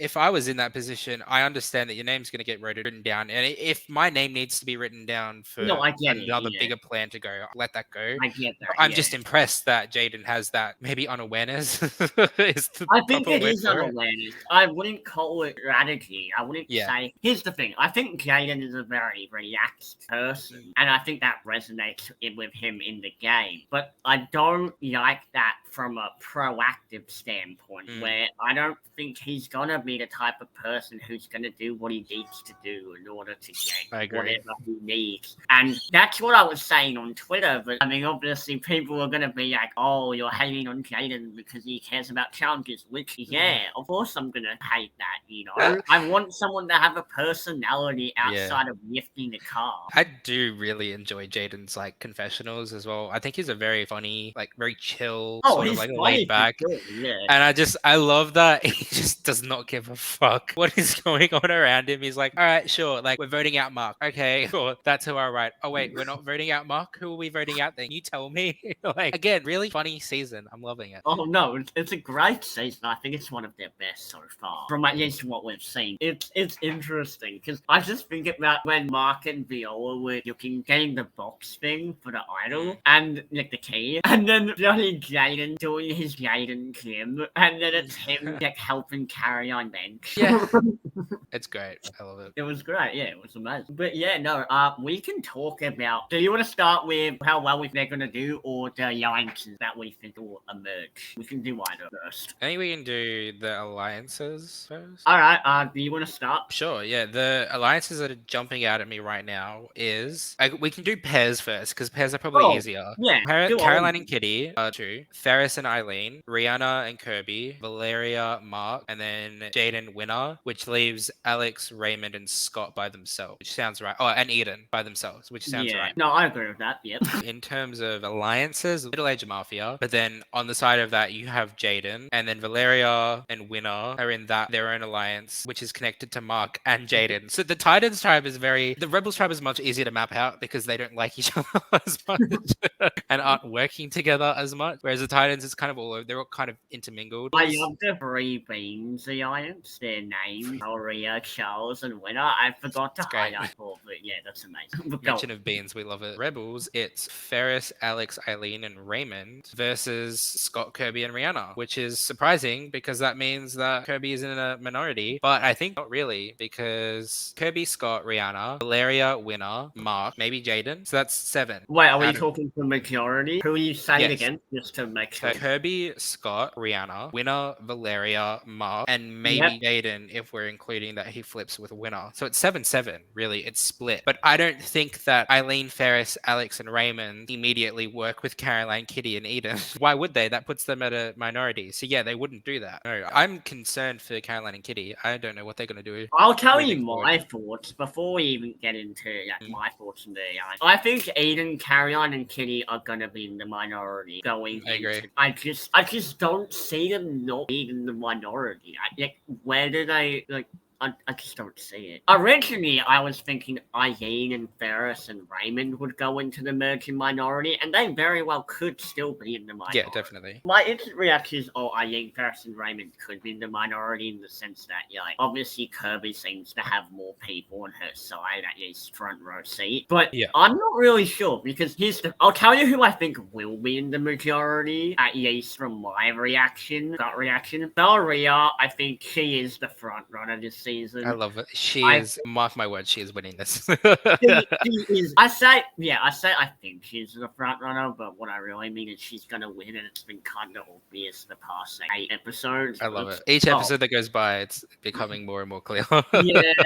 She's the only one getting screen time, and I'm just like, okay, the only one we're hearing her perspective on anything. All right, and then I'm thinking about past little things they were doing in episodes, and I'm like, it makes sense. Valeria or Valeria, whatever you want to. Valeria. Valeria, the Russian. I genuinely think the final 2 will be Valeria and Alex. I'm starting to think that is the final 2 because that's my hot take. I wonder what you think about that. That's interesting. Yeah. Because 1, I think Valeria beats Alex. 2, I think overall I just feel like it's funny because I really thought Winner was still gonna have his idol, but he just doesn't. The vote where Charles goes, if Winner doesn't play his idol, or if he plays it for Valeria, do you think he goes? Yes. But they don't know that Winner has the idol. I don't think it matters. I'm going to be real. Because from my point of view, at least, it's like, okay, so the only 3 people who can vote are Kirby, Eileen, and Ferris, right? The only 3 people who can vote. Obviously, Eileen and Ferris are going to split votes on at least 2 of the OG Titans because they want to guarantee one of them goes home. From perspective, Valeria is the person out of the 3 OG Titans who has made the most effort, or at least from the edit perspective, showing that she's willing to work with them. Or at least that's what the edit seems to be telling us. Yes. So if we're going based on that, then why would they vote the area out over Winner and Charles, unless they're worried about an idol. But even if they are worried about an idol, they split the votes, and Eileen and Ferris have the majority in a revote. So that makes it think that even if they thought Winner had an idol, they would still vote him to flush the idol because they know they have the majority on the revote. So why would they not vote Winner? Yeah, so from that perspective, I think Charles was the main person. Like, had Winner, put it this way, if Winner didn't play the idol on anyone, or he played it on the area, I don't think it would have mattered, because I think regardless, Charles would have been the main target, and I think he would have been the backup target. 100%. I agree. I think if Winner listens to Kirby, Winner goes home in that. Charles, no, I still think that even if he doesn't have an idol, I still think Charles goes home because of how vocal Charles was at that tribal, being like, "I'm not working with you, Eileen. Oh wait, actually, I'll think about it." So that's my opinion. I don't think I can work with you, Eileen. But no, I agree. I'm just trying to think. I think from an editing standpoint, I've been saying this all season, I think Ferris will beat Curb. So I'm just trying to figure out of the two opposing wars that we've seen, out of Carrie and Mark's Civil War and Kirby and Ferris' Civil War, which one do you think will hold present? Like, which one will be the first attack, battle? You know what I mean? I think it's going to be the Middle Age Mafia imploding on itself. Yes, I agree. That's why I feel like Kitty, Carrie and Eden are toast. I just don't see it. I agree. I could see Eden going home next episode. I think Eden going home, merge boot. I could see that storyline for Eden, because they have hyped them up pre-merge. I know at the time they hype up characters pre-merge, and then they'll get taken out really at merge early. Like, we've seen it with Sean Hampton in Transfire Contenders vs. 2. I mean, technically Andy got eliminated before him, but same thing. And then we've seen it with Steve Gilbert, even though his edit was prominent in All-Stars. So I think it just depends on the situation. If Mark and Valeria are the ones who are controlling the vote at merge, it will probably be Carrie who gets cut. I feel like Kitty's gonna get 7th place. I just feel like Kitty's gonna be someone. Her alliance is gonna get voted off. Like, I see Caroline and Eden getting taken out. I think Kitty would be the last one out of the three of them. But I could also see it be like, oh, she's the most likely to outlast them, so we should get rid of her, case of an idol or whatever. But either way, it doesn't matter. It's interesting because, first of all, how is the Middle Age Mafia stuck together this long? Like, how? In what universe have they? I don't understand. As ironic as it is to say, to go all the way back to the Viola vote, I think if they keep Viola, I think they're in a better position for it, because I agree, looking 100%. At the Rebels tribe, the two people who wouldn't be here if Viola was still here have idols. Alex and Rihanna both have idols. So does Ferris now. I guess Alex all three idols are public. Everyone knows they have idols, so it gives them less power. But still, an idol is still powerful. Yeah. And if they didn't turn on Viola, then hard to say if they still have a reason to go after Caroline. But I think genuinely, had they not turned on Viola, like the Middle Age Mafia, aka everyone minus Mark, so Eden, Caroline, Kitty, and Jaden, if you want to count him as an extension or an affiliate member, I genuinely think they would be all-time and strong going into merge. Or I could potentially see that. But now, obviously, Mark and Valeria or the area. I say no, honestly. I'm so used to Every time you say Valeria, I die a little inside. I'll say the area from now. I'm so used to saying no. I'm not Russian. I don't grow up around that accent. You know what? No, I know. I'm just saying though. Like, I'm not used to that. I knew that to begin with. That was my gut reaction. They first voted out Viola, but what are you gonna do? You can't think about the past. You gotta think about the future. Yeah. Well, I'm very interested to see the dynamics moving forward now, because if we assume that Scott and Kirby work with Valeria and Mark now, do we think Rihanna is going to work with Mark and turn on Caroline and Kitty? Because we've just seen in the previous episode where even though Caroline and Kitty were going to vote out Rihanna was like, actually, let's vote out Mark instead. So I don't know if that was more so a play out of necessity because she had nothing else to do. She had no other plans. I think she'll go with Kirby. I think whatever Kirby wants to do, Rihanna will. That's going to be interesting. Here's the thing: Rihanna's main alliance is Scott and Kirby. So yes, I wouldn't of course. with them. That's the thing. But do you think Rihanna will have influence over over who is targeted if she says, I Oh, agree with what you said. Because could you imagine if Rihanna goes, I don't want to vote 100%. out Carolyn or Kitty, let's vote out Eden instead? That's why I think there's potential where I could see someone like Eden getting sniped down instead. Yeah. Because people are going to be like, oh no, Carrion and Kitty are a duo. Keep them in so they'll keep being targeted in front of us, like as shields or whatever. Get rid of Eden because Eden's the one who's the third wheel. We get rid of Eden. That is a public duo ahead of us. Great target, Yeah. whatever else. I don't see why she wouldn't. Why wouldn't she? Like, Valeria. Valeria, he could be like, no, I don't want Eden, I want Kitty and Caroline. We're voting out Kitty and Caroline, and you have no say. Yeah, I know, but are we? I know, but we're just saying though. Like, I have a question for you. Yeah. Who do you think is the most connected person out of everyone left in the game? And don't just say Valeria because you think she's gonna win. I'm just curious who you think's gonna. Who is the most connected? Who has the most control? Like social. I mean, socially, it is split for me between Valeria, Kirby, and Jaden. I'm gonna say. I'm gonna lock in those answers. I know you asked for one person, but I can't choose between the three. No.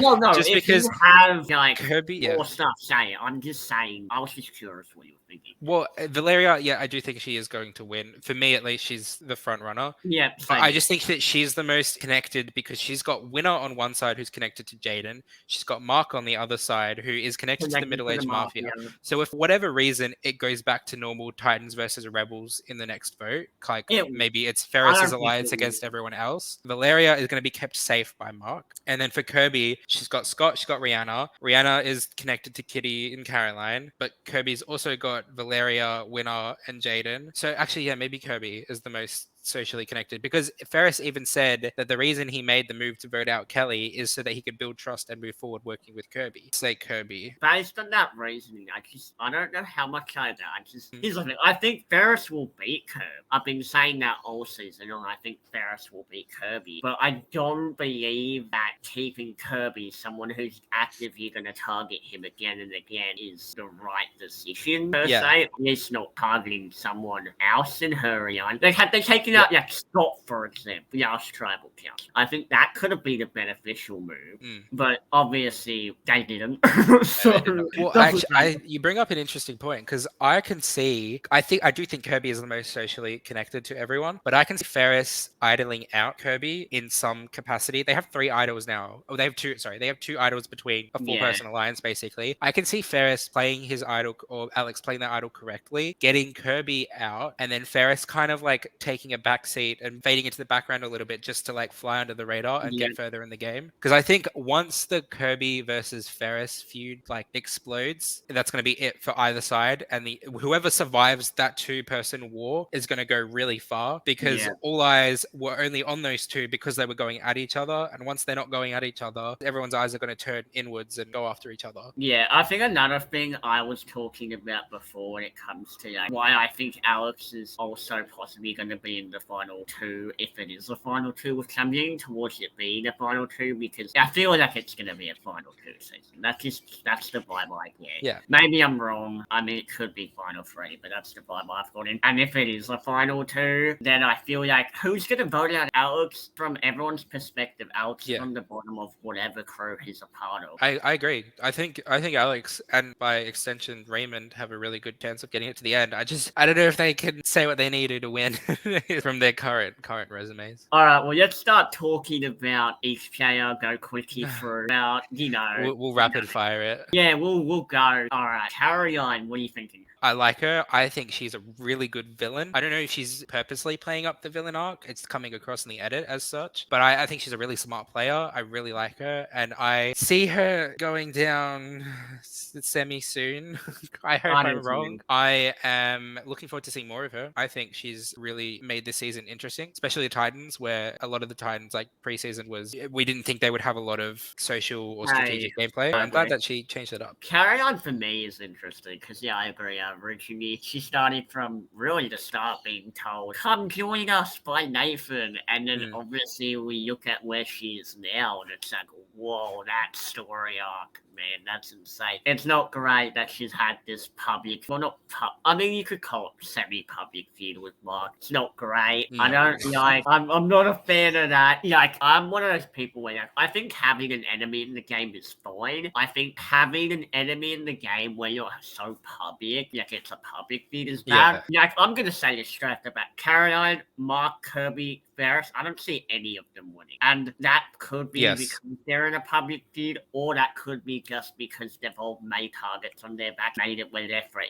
was too high, where they're gonna get taken under crossfire or the war zone, whatever you want to call it. So in that perspective, not great. But yeah, I mean, I've really Caroline. Normally we don't get older strategic women who are super fans and actually want to play. You know, like I'm excited. I love how she was like, oh fuck that.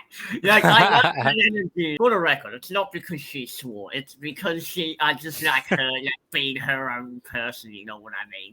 Like I like that, and obviously she's a Titan, so she's gonna feel that way anyway. But yeah, no, it's good that she has a close relationship with someone like Kitty, where she has that person who she can trust, like 100%, which is solid. Past that, longevity, not well. I don't think. I'm just gonna go far. All right, next person, Eden. How do you feel about him? Yeah, not great.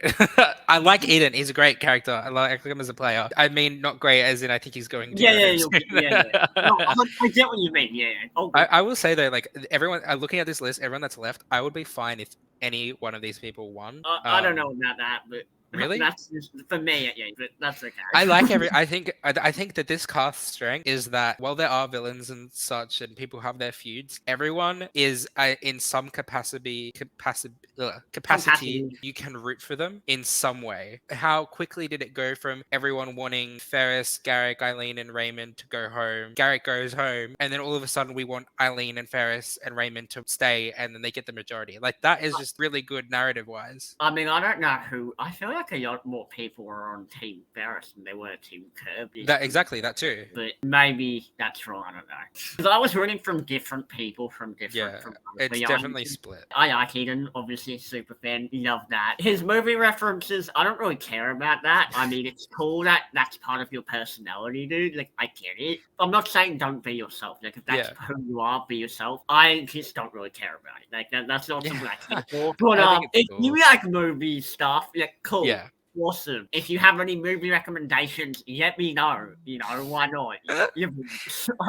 I think it's cute to have a gimmick, and I think he plays it up well, but it's very cringe in some points. But it's still very funny. Okay, how do we feel about his paranoia? Because I know we were talking about this last time when we were like, oh, if he calms down, and then we kind of saw him get paranoid again, but it was kind of in a good way. How are we feeling about his paranoia? His paranoia is great for him, like himself. It's good because it keeps him on edge and it keeps him thinking. Yep. Like him getting rid of the split vote and just piling everything on Sarah was great. That was a great pickup, and it was because he was paranoid. But if I'm an ally, I said it last time, if I'm an ally of Eden, I don't want to work with someone like that who gets paranoid. He's very expendable, and we were saying like if they need a compromise, if they can't decide between Caroline and Kitty, and they need a compromise on someone to vote out, they will vote out Eden. And that's how I feel about people when it comes to Scott as well. But we'll get into that anyway. Yeah. I really like Eden personally. He's great. I hope he does well. I mean, but his threat level was so high. His edit was so good, and it's too good, and it's not. We're gonna get that downfall, and I don't want to see it, but I do. I want to see him spiral. I want to see like him love Eden. I don't mean this maliciously, but I want to see him crash and burn badly, just because it'd be so entertaining. You know what? That's actually really funny if we're talking about that. Talking about as a fan, but if we're talking about him just spiraling out of control, that's different. Okay, it would be very entertaining. Last time. I love Eden spiraling out of control. It is great. It's so good.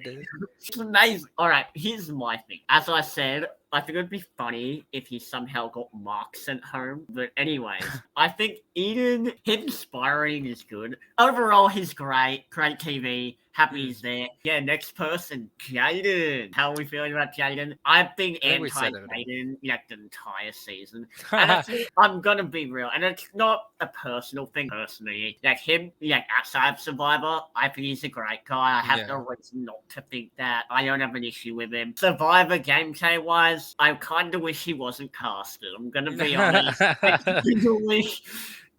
I wish they had casted someone else. I think he was on the wrong show. I think he should have gone on SAS Australia. I think, I genuinely think there's other, like, if he wanted to be a strongman, just go on those shows. You know what I mean? Like, but that's just my fandom kicking in. When it comes to like him being a likable character, his personality is great. I don't know where they found him. Whoever the casting team is, like, good job. Oh my god, what a gem. I want to see what he does in the Winner Goes Home. Like, if Winner Goes Home, I'm curious to see what he does in that hypothetical. Past that, he's cool. I really like Jaden. I think he's very endearing. I think, honestly, his social game will carry him. It's the best kind of social game because it's unintentional. He's not doing it because he's like, I'm going to be these people's friends because I want their votes later down the line. Yeah, he's not thinking about that, which is both double-edged sword. Like, do you knock him for it or do you not? I personally don't, because of that, like, authenticity, that authentic social relationships that he's making.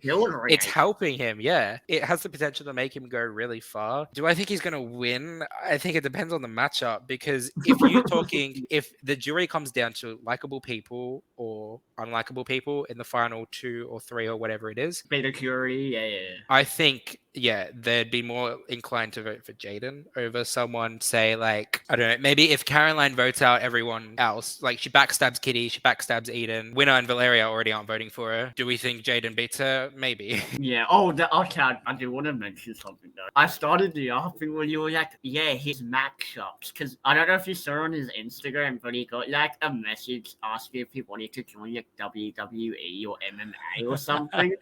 And I was like, oh my god, not the matchup in the wrestling. Jesus. He would be good at it. Oh, he would be. And then he posted like a video on his Instagram of him like going over the couch with his arms like over one dude. But anyways, next person we have Kitty. Yes. I like Kitty. I'm sad that we aren't hearing from her, but I do like that we see a lot of her at the camp live. Yes. I mean, I think she's played pretty decently from what I've seen at least. I think she's definitely been one of the people who have surprised me, which is good, because just looking at her, if you didn't know anything about her, you'd be like, from first glance, I'm like, oh, did she like get Botox? But at the same time, I'm like, oh, okay, she's just really fit, never mind. Anyways. Jesus. I was going to say I really like Kitty. I wasn't going to go that far with what you said, but I think she, out of everyone in the Middle-Aged Mafia, I genuinely think she was playing the best game. But because Mark said it best when I agree with that. Her, where he was like, if we need to target one of the other 3, we need to target Kitty because she's connected to Caroline and Eden. Sever that link. Caroline and Eden, yes, they're close, but they're not as close as their link is to Kitty. And it's great because Kitty is doing all of that. She's playing it like correctly. Even on the Nathan vote, when Jaden wasn't sure who to vote, Kitty's like, stick to the plan, and he got it. He got it. Yeah, we gotta give him she doesn't have to say much. On board. Yeah. But even when Jaden is unsure of a plan, so he turns to her and asks what's going on. Kitty's like stop stressing, stop asking dumb questions, Jaden. Like, this is what we're doing. So I think I genuinely think she's playing a really good game. Do I think she will win? No. I would be pleasantly surprised if she did, but I don't think she will. Yeah, I don't see her winning either. However,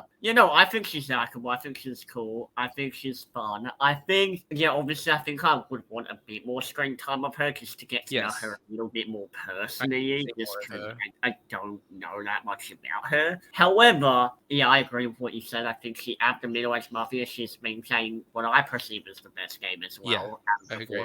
I think, I mean, she's been saying she's the to be the most level-headed person in the cast. Maybe you disagree, but I would say from the what I'm seeing at least. She seems like she knows what she's doing, and she's not like playing too hard, or she's not doing too much. So that's good to see. As I said before, I think she'll get some place. I don't know why. It's just 7th place next to Kitty Beamfield just sounds right to me. You know what I mean? I don't know if I pronounced the last name wrong. I don't know, but I mean I like her. Yeah, All right, she's good. next person, Mark. I Oh like my Mark. god! First of all, how's his wand going? Like his magic wand? Do you think it's gone well? Probably yeah, not. yeah, The probably predicaments not. he find himself in, I don't think so. It's But invisible. He said it was an invisible one. Clearly, it didn't work that well. No, I'm like really shocked that like going into it, Mark is kind of like a player that I would perceive as someone I don't really like to watch or would find obnoxious to watch in a way. That was just like the preseason like connotations. He gave me Yeah. very much Andy vibes from Contenders. he too. does, doesn't he? Yeah. Like just like the way like they think like they know the game and sort of like that. But Mark is like he has stepped it up and like proven me well wrong. He is in it to win it. He knows what he needs to do. He's not afraid to make emotional plays, which is arguably the best kind of player because it's entertaining to watch. It's endearing to watch. Can be smart and help you out in some cases. Whereas like someone like Andy is just a robot who kind of just like has no empathy towards anyone that he votes out. But that's I mean, hey, I respect Andy. I get it. I can't get over him being completely sidetracked. Andy walking into the first episode like I am the best Survivor contestant to have ever existed, and then doing what he did. I mean, hey, he is. I don't know what you're talking Of course. about. Sorry, yeah, my bad. That's Yeah, he is. yeah, it is your bad. Actually. But yeah, I really Yeah, like no. Mark. I'm keen to see. I'm keen to see what happens because I think it'll be an interesting fight. Yeah, I mean, I thought originally he was going to get pre-merged like 4th boot or something because I was like, we got promos at the Middle Age Mafia and he was like, I'm the leader of it. And I was, well, Yeah. he was like the one talking about it. And I was like, well, that's a horrible sign. That's not going to end well for you. No, they're all still here. They're all, Yeah. they're all alive. They're all going strong. Yeah, I mean, look, it's not great. I don't know how you feel about this, whether you think his main alliance should have been Phil and Valeria or if it should have been the Middle Age Mafia from the beginning. Obviously, we can debate that in a different time, Yeah. but I think it's definitely a topic I'm curious about. Like, I'm curious about whether, in hindsight, maybe he should have been Middle Age Mafia strong. Maybe he should have, like, I don't know. But I think it's interesting how one of those people where, like, he is a game bot, but he also, like, he provides, put it that way. He Yeah, gives more than definitely. that, and that's something that we need. Yeah, we do Mm. need entertainment on the TV, so yeah, that's good. If every like GameBot superfan sort of player played like Mark, I think they would be a lot more positively received within Yeah, the general audience and community. Yeah. I agree. But yeah, no, I like Mark. I think he's cool. All right, Agreed. next one. The winner of the season. Oh, I can't say that. My Exactly. bad. Sorry, Maria. I wanted to win so badly. I love Valeria. She's everything I want in a winner, and then some. She's so good. Oh, I thought you were gonna keep that.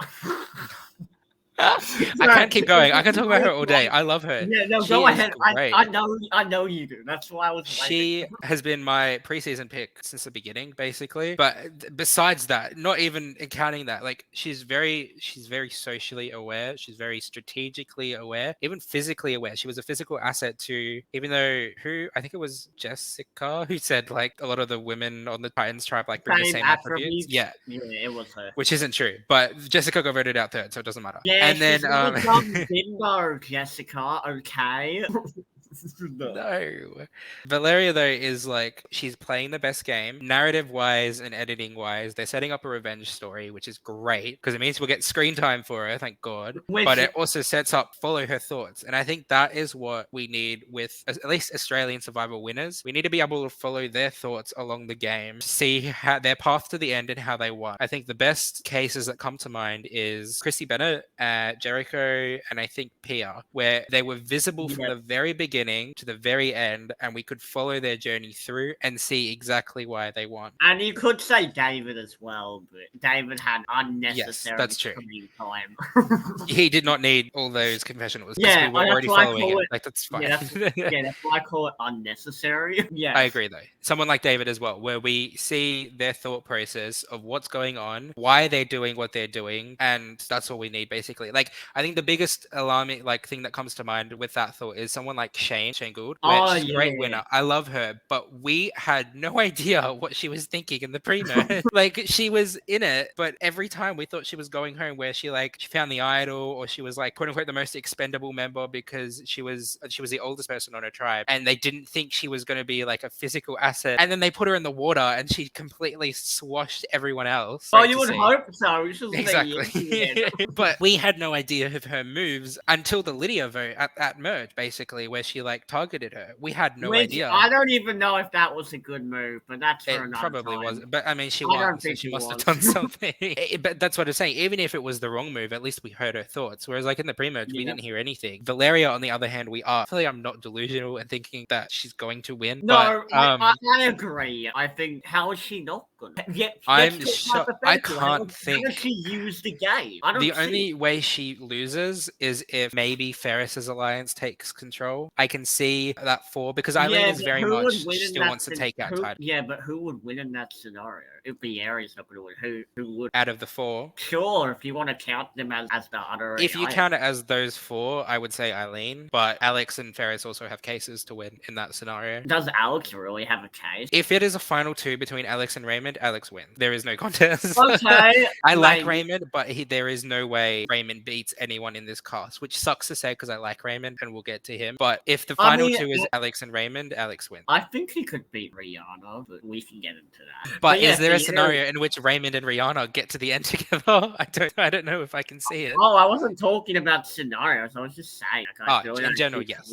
Rihanna, but yeah, Rihanna, yeah, I think it's interesting because obviously I know you love her, right? So that's really it puts me bias in aside a position because I'm like, oh no, but not say something too negative. No, go in on her if you need to, but I have a gun. Fuck you. Who do you think you are, Fiera?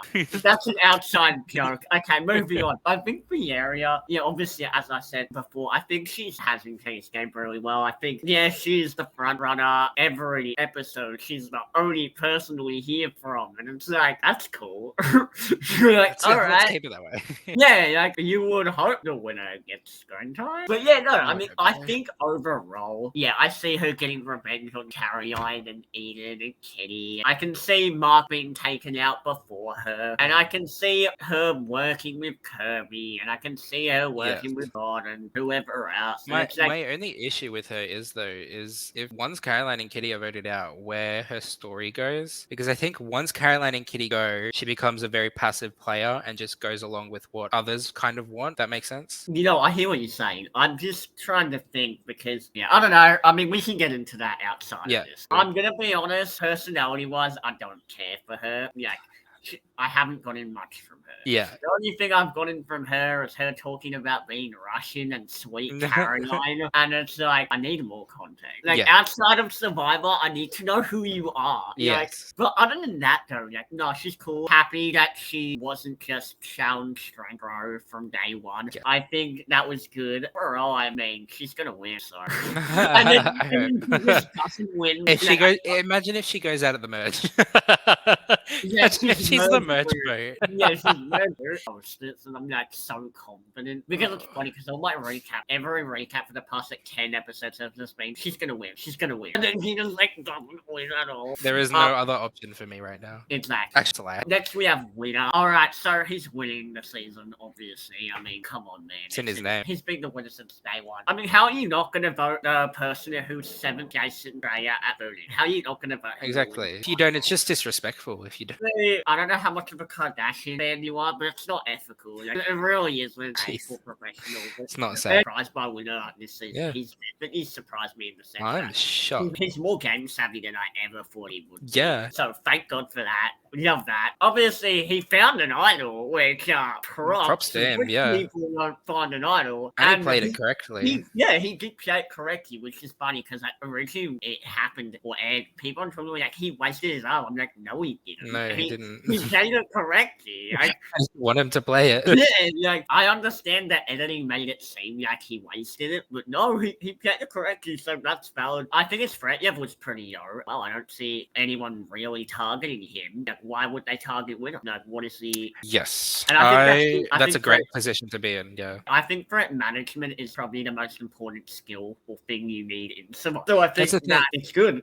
Yeah, him playing that idol does not. It was a necessary idol. It was a great idol player, and he can definitely add that to his resume. But it's not something people are going to be like, we need to vote out winner because he played his idol. Correct. Like, it's not a thing where it didn't negate 9 votes and he was the only person to vote for someone. It was out of necessity, and he didn't even have a vote in that tribal. Yeah. But I think, like you said, like I'm really surprised with how he's playing, and I like it. I think if I had to choose 3 people as like a potential out of this cast right now, who is probably going to win Valeria, and then probably winner would be my second pick. Surprisingly, I just think that if he continues the traction that he's got in the past few episodes, he is going to play really well. Like you said, I can't see a reason for people to vote him out right now. Next, we have Eileen. All right, I'm going to say this from the start. Eileen, you're probably watching this because you're a super fan just like us. Come on, let's be real, Eileen. You've carried this season hardcore. She has, honestly. Yeah, and it's so funny because I used to think the word carried was such a cringy term. I used to hate it, but no, it's true. Like, she's carried the season. Honestly, I love her. She's a super fan. I'm happy she finally made it to merge because I was so scared. I was I terrified. thought she wasn't gonna make it. I was so nervous. I was like, oh no, I'm always gonna feel bad. I'm always gonna just want to cry whenever I think about it. And this is a controversial take, but I think she might be my favorite Australian Survivor player of all time. Yeah, And that, I honestly agree. I know that's bold. But It is like, bold, but I genuinely do. I love her so much. I love her villain era. I love her strategy. I love the way. Just everything about her is good. 100%. It's great. Amazing. Threat management wise, I'm scared as hell for I'm her. terrified. I'm shitting myself. I hope she finds the merge idol. I hope she is the merge idol, bro. Would like to play myself. I hope she plays herself at tribal count. But no, like, jokes aside though. The first 3 votes were all women. The women of this cast are phenomenal. Like, Good casting they each bring choices. something different and interesting to the table. Even someone who went out as early as like Frankie or Peter, they brought something that we hadn't really seen before in any Survivor season, not just Australia. Eileen, I love her. She's definitely up there, one of my favorite players of Australian Survivor. Strategic wise, she is the most strategic player I think we have seen in terms of like, she made the correct plays that would affect her game in her head. Like, it keeps going back to that vote she put on Kelly, but in her mind, that was the right play. And in a reality where Kelly does have an idol, it is the right play. Even like moving forward with the split vote on Charles and winner, genius. It was great. It was so good. I love it. Just the strategic, like, savvy. Even when she said like to all the rebels, like, we need to stick together, we need to vote. It is the correct move for the rebels. I stand by that. It was the correct call that they all needed to stick together, and now they didn't. And now look at them. They're 7-7 basically. Sure, tribal lines are blurred, but looking at it based on colors, pretty even to pink and blue. No, 100%. And look, I know she probably won't win this season. However, if she makes that top 6, I'll be happy. Even if she makes that top 9, I'll be happy. As long as she isn't merged, I'll be okay. I don't really say. Oh, actually, it depends on what happens at merge, because you were right where it's either going to be Ferris versus Kirby or Caroline versus Valeria. Yeah, and I think it's going to be Caroline versus Valeria just based on what we've seen so far, especially some of the promos. I don't know if you've seen them, but no, of course I've seen them. Yeah. They're very heavy. I didn't know what to spoil. They're very heavy Valeria sided, so I think that's going to be the jumping off point for the merge. If anything, I can see Eileen maybe being like the first juror. I could see that. Because I don't think the jury's starting right now. It's too many people. Oh, We've never merged with 14 people. The jury's starting at 13 because I googled the wiki fandom page. It said to be decided first member of our jury after 13 people. Yeah. So well, I mean, it depends if it's a final 2 or 3. Because if it's a final 3, then yes. But if it's a final 2, I don't think they do odd numbers because there's no one to. No, but remember they have the removal jury twist where they remove something from the jury. Yeah. Maybe I hope they don't. We'll Please don't do that. I don't we know. do not need that twist.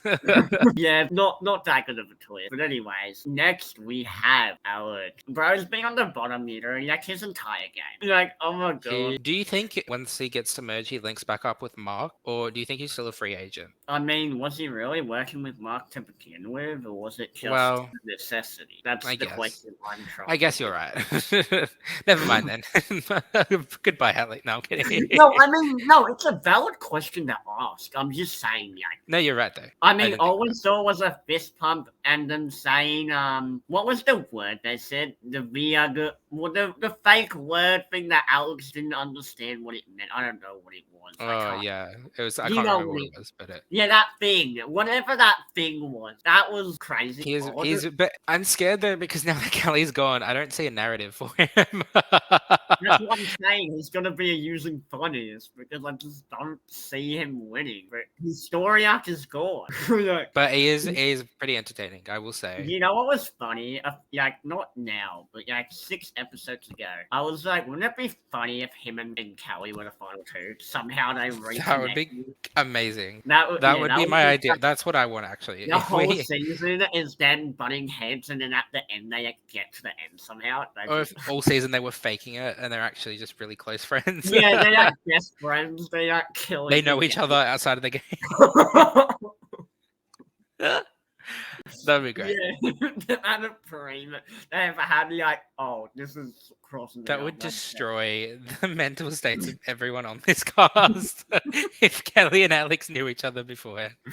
Oh my god. And then like the producers keep it a secret until right at the end. Final tribal council. Oh my god. Imagine like Alex is Kelly's son and he's like it's like a hidden like they did it in like Big Brother in the US where it was like Jared Fields, Jared. That would be funny. You have no idea what you've started in my head. I'm gonna sleep tonight and I'm gonna be thinking about that forever. Oh my god. I could see it. They have like same eyes, same hair. Blonde. Both outgoing. Blonde. Oh, for real. What is Alex really gonna do at this point? Like, what is he gonna say if he gets to the end? Hi, all my friends were picked off one by one. Yeah, he's giving me very Simon Me vibes, where it was like he does the sort of like muscle head turned strategist has an idol and has no agency in the game. He's giving Xander from 41, where he's just that was like, funny, but that was kind of just like a perception thing where everyone's like, if we don't perceive Xander as a threat, then he's not a threat. Yeah, he has. No, I know. But I'm just saying that's the vibe I feel from Alex. I feel like everyone's gonna be like, oh, they do that. Yeah, I can see that happening. Yeah, I don't know how I feel about him being casted. I mean, here's the thing. I've heard he has a lot of connections to different teachers, obviously because he's a teacher. So me and one of my mates were joking, oh, he's getting it on with the teachers because he knows a lot of them. But that's not. We don't talk about that on this podcast. Next we have Eris. You can start off. Love Ferris. He is great. I think him and Eileen is a really interesting dynamic and duo. Hashtag Feryin. Yes. Keep it going. I agree. I actually think it's probably the strongest duo in this cast and probably most of Australian Survivor. It's a really fun duo to watch because the thing is, usually with a lot of the duos that we've seen in Australian Survivor is it's one strategist and one maybe social or physical threat. Never together. Like they don't usually have the same qualities. They complement each other a lot. Eileen and Ferris are both extremely strategic, pretty 100%. Physical. We saw Eileen carry that immunity challenge. And socially, it's her happy place. Exactly. Socially, there's more to be discovered, but it's there. I mean, before everything went to shit on the Rebels, they were in good position. Before everything went to shit on the Rebels. Oh my god, all right. But they play off each other so well, and I just think it's a very interesting duo that we haven't really seen before. I'm keen to see it play out, and I do think now that they are at the merge, Ferris goes home before Eileen, unless Ferris plays his idol. Which then she's that collateral damage. Yes. Probably. So Ferris and I have had a very interesting relationship, one-sided relationship. I was going to say, does he know you? No, one-sided relationship. Couldn't pick you out of a police line. Yeah, no, me and Ferris are like arch enemies, bro. I remember that time he voted me off from that org. I remember, no. I mean, yeah, we've had an interesting one-sided relationship. It's interesting because, pre-season, I hated Ferris. I hated him. I was so done with him. I was like, oh, not another King George. What a rip. Can you be your own personality? His own person, all right? Yeah. This is a hot take. I like Ferris. I don't know, man. Like, just looking at him, he looks like a muscle head. And I was like, oh, this guy is just going to care about challenges. It's gonna be really boring. Originally, I thought him and Kirby and Garrick were just gonna be like the cuddle crew essentially. I thought they were just gonna be that massive, like keep the Challenge, troll yeah. strong crap. So that's why I was Definitely. running against him. Obviously, now I'm like, that is not him at all. That would never be him in any universe ever. But I didn't know that. I mean, I knew he was a super fan coming in, but obviously, we hear a lot of people say that they're super fans, but then we Yeah. go out there and they're like, well, I've seen an episode or something. I couldn't tell. I couldn't tell until I've seen the episode. Now that I've seen the episodes, I like Ferris. And for the record, in case Ferris is watching this, which he definitely will be, because he was watching other podcasts that were live earlier today. I want to Jesus. start off. He was. I was in one of the live chats. Ferris, I want to start off by saying, like, I didn't start rooting for you. I wasn't rooting for you or you until, and no, it wasn't till the tribal Charles went home. It was the episode before that. The episode before that, I started being like, I don't want you to go home. You can make it to me. I am not actively rooting for Ferris. However, I do want to see him go far, if that makes sense. Like, I'm not like, oh my god, Ferris, my king. But like, I do want him to go far because yes, he is a super fan, and I do want him to live this dream. And he is a character. He is an entertaining character. And unlike as much as I like Kirby, I actually understand Ferris's perspective from a strategy standpoint. Kirby has gone fucking rogue so many times, just done random stuff. I think Ferris does know the game. I think Ferris, out of everyone, he probably knows the game maybe the fourth best or top four. He's in the top half, definitely top 5. He knows the game extremely well. I think him and, as you said, him and Eileen's partnership is amazing. I love it. I think it's not often we get POC being a duo. We don't see that, especially in Australian Survivor, where they're not normally casted. So that's a real fun to see. And he's an arrow, so fuck yeah, man. That's awesome. I think definitely like the representation matters, and he is doing such a good job. Like the reason like I really like his perspective on how he plays the game is he's very cheeky, but it's never malicious and it's never personal, which I 1000%. He makes it where he's playing a game, but he makes it fun. You can 100%. tell that he's living in the moment. He's not. He is loving it. I want to see people on my screen who are excited to be there, who are excited to live in the moment, and that's what's so fun about super fans on the cast, because we get to see people live their dream and have those fandom moments where he finds the idol. Oh my god! Exactly. Where he finds the idol and all this other stuff. Really cool, and hopefully he goes far. Next person we have Kirby. Oh my god! First of all, please don't use the brick on me from Smash Bros. I really don't want to get smashed into the ground, but anyways. I do not know what the hell Kirby... Where did you find her, first of all? I love her. I think amazing. She's amazing. There is, in no universe, what she is doing should be working, and yet it is.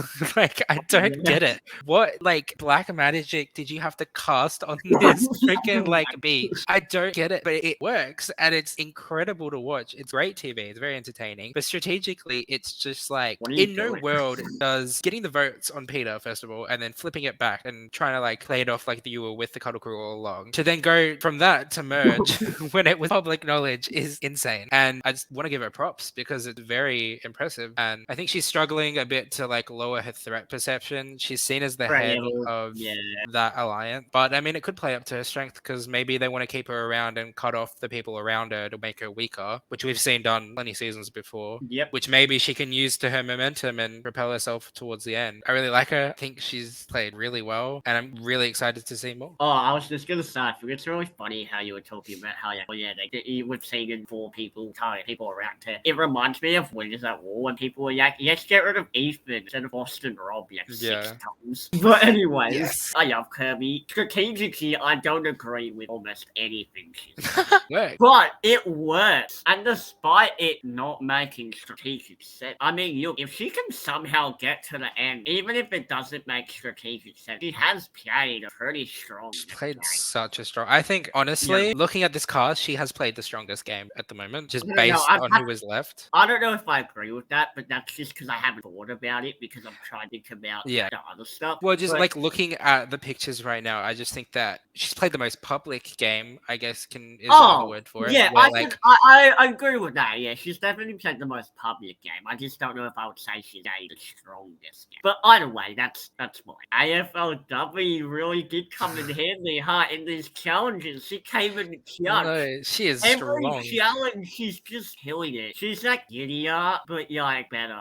action. She's like a self-contained Lydia, where like she's managing. Because here's the thing: people are coming after Kirby as a threat, but not for her physical prowess. They're coming For after her her for game. her strategic. Her social game is game. great. Like the ability to get Valeria, Winner, and Charles on your side, convince them to come onto your side, even though you've told them publicly that Rihanna is your number one and she's on the other tribe, is impressive. So props to her. Yeah, that is true. And then next we have Raymond. Alright, so first of all, I just want to say Raymond, outside of Survivor. Bro, you watched my YouTube videos? What the fuck, man? Did he? Yeah, he did. Yes, he did. He's actually seen my YouTube videos before. Shit. So thank you for the support, man. Oh my god. Like, living the dream. But no, like outside of that. No, look, Raymond's had an interesting journey throughout this season. An instant outcast, you want to call it.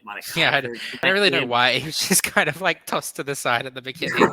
Yeah, Rat Raymond, remember that? Yeah. Yeah, Rat Raymond. I was like, what made him a rat? Is he like scurrying around the place? He seems to be like minding his own business. Yeah, bro, he's gonna be squeaking at night, or like he has a really young tail falling behind He's him. like eating his food like every time they're trying to eat rice. It's his teeth, isn't it? I haven't seen Raymond's teeth, but maybe we should do like a close-up on his teeth with like a point glass to make sure. I like Raymond. It's funny because pre-season, my first thing was who the fuck's gonna work with Raymond? Kelly. A lot of people, apparently, a lot of people will work with Raymond. It's funny because based on the exit interviews that I've seen, which is every one I've watched, he's socially really good. Like, socially, he's amazing. Like, even when the other side, like Kirby and Scott and Callie before she got voted out, we're like, Raymond, you gotta vote with us. Prove your trust to us. They were never gonna vote Raymond. No, 100%, He wasn't yeah. up for content. He wasn't Until up for the Eileen and Ferris were immune, unless Exactly. it was a last resort. Raymond has a strong social game, and they're just not highlighting it on the show. I agree. And I think, yeah, that's awesome, man. Like, that's amazing. And I think he's gonna go far. His winner I think he's potential, not great. He gives me very much like almost like Baden vibes for I contenders. saw someone else say that, but I don't agree. I think that's just because he looks like Baden. It's more so that he's got a really strong social game. We're not seeing the strategic side as much as we'd want to. And it feels a lot like he wants to make these, he has the strategic chops. I don't know if it's that he just doesn't want to pursue them or he doesn't have the wiggle room to pursue them because he was in a minority alliance or what it is. Well, he's a fan, so he's probably just scared that he's going to get voted out. Maybe that's it. I mean, look, he's at the merge now. Threat level-wise, the only way he really gets taken out, at least from my perspective, anytime soon is due to people being like, oh, he's an extension of Ferris. Past that, I think he'll go far. Well, I agree. Pretty decently far in the merge. I don't see why he wouldn't. I agree. Alright, next person, we have Rihanna. Alright, so when we started, I was like, Rihanna just gives me the girl who picks up flowers and puts in her hair. That was the vibe I got from Rihanna. I was like, are you like from Dora the Explorer? Like, have you been watching that your entire childhood? But then I was like, actually, nah.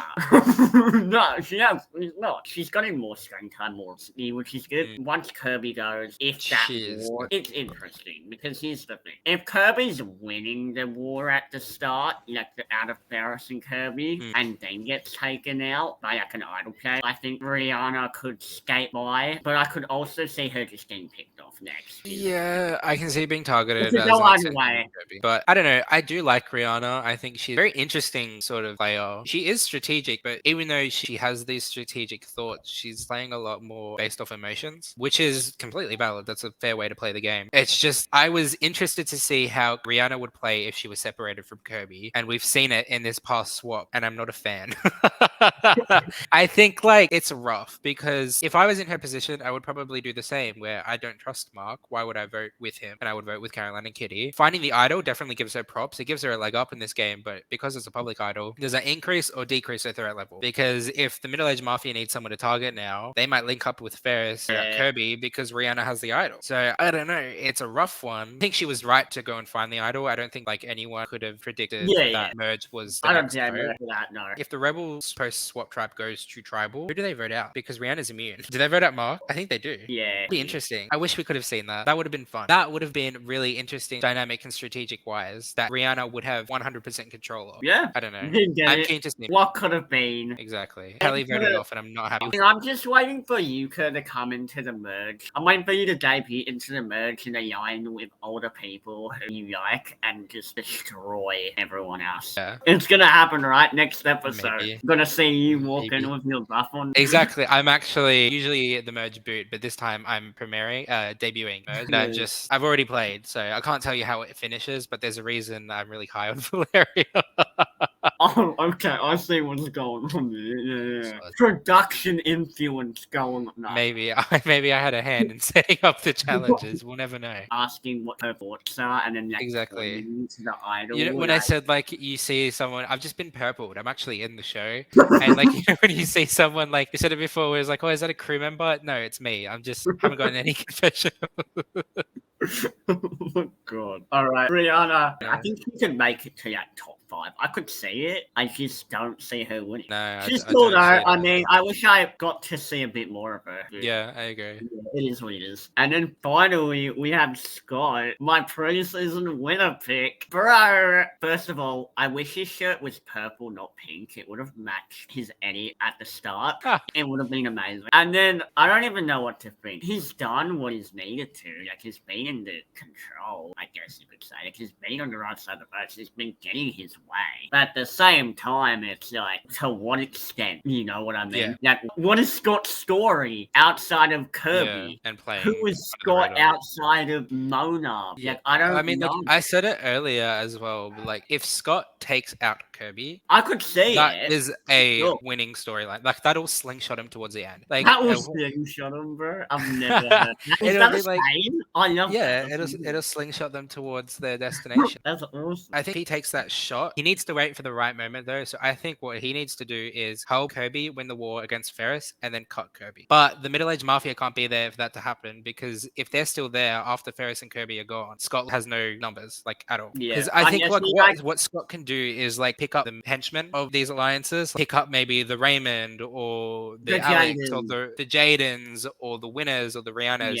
and form a majority alliance against these sort of figureheads of the main alliances. Maybe. I don't know. That's No, what I could see that. He is the type of player who could establish that. I think he could be a figurehead of a counter crew. Rebellion, you want to call it. Yeah, I could see it. I think the thing with that is, let's say his allies get taken out, like Kirby, Rihanna. Is he just a fielder? Is he just gonna... Well, yeah, I know he's a fielder.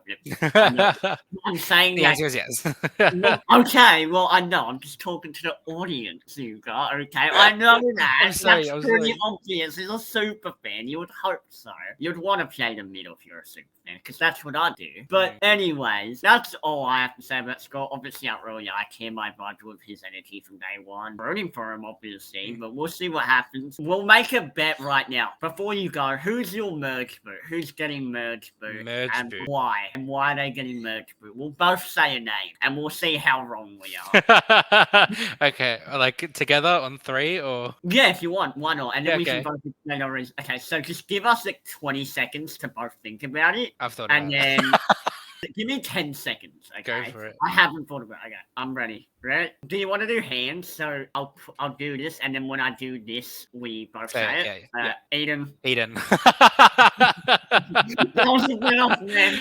God damn it. I mean, it's between Eden and Caroline, but I think Eden more likely to go. I don't want him to. I wasn't thinking he was going to get merged boot until I said it out loud. And then I was like, that actually would make a lot of sense. Narratively, it makes sense. Thank you for coming back. You. And No worries. Thank you for having me. That's right.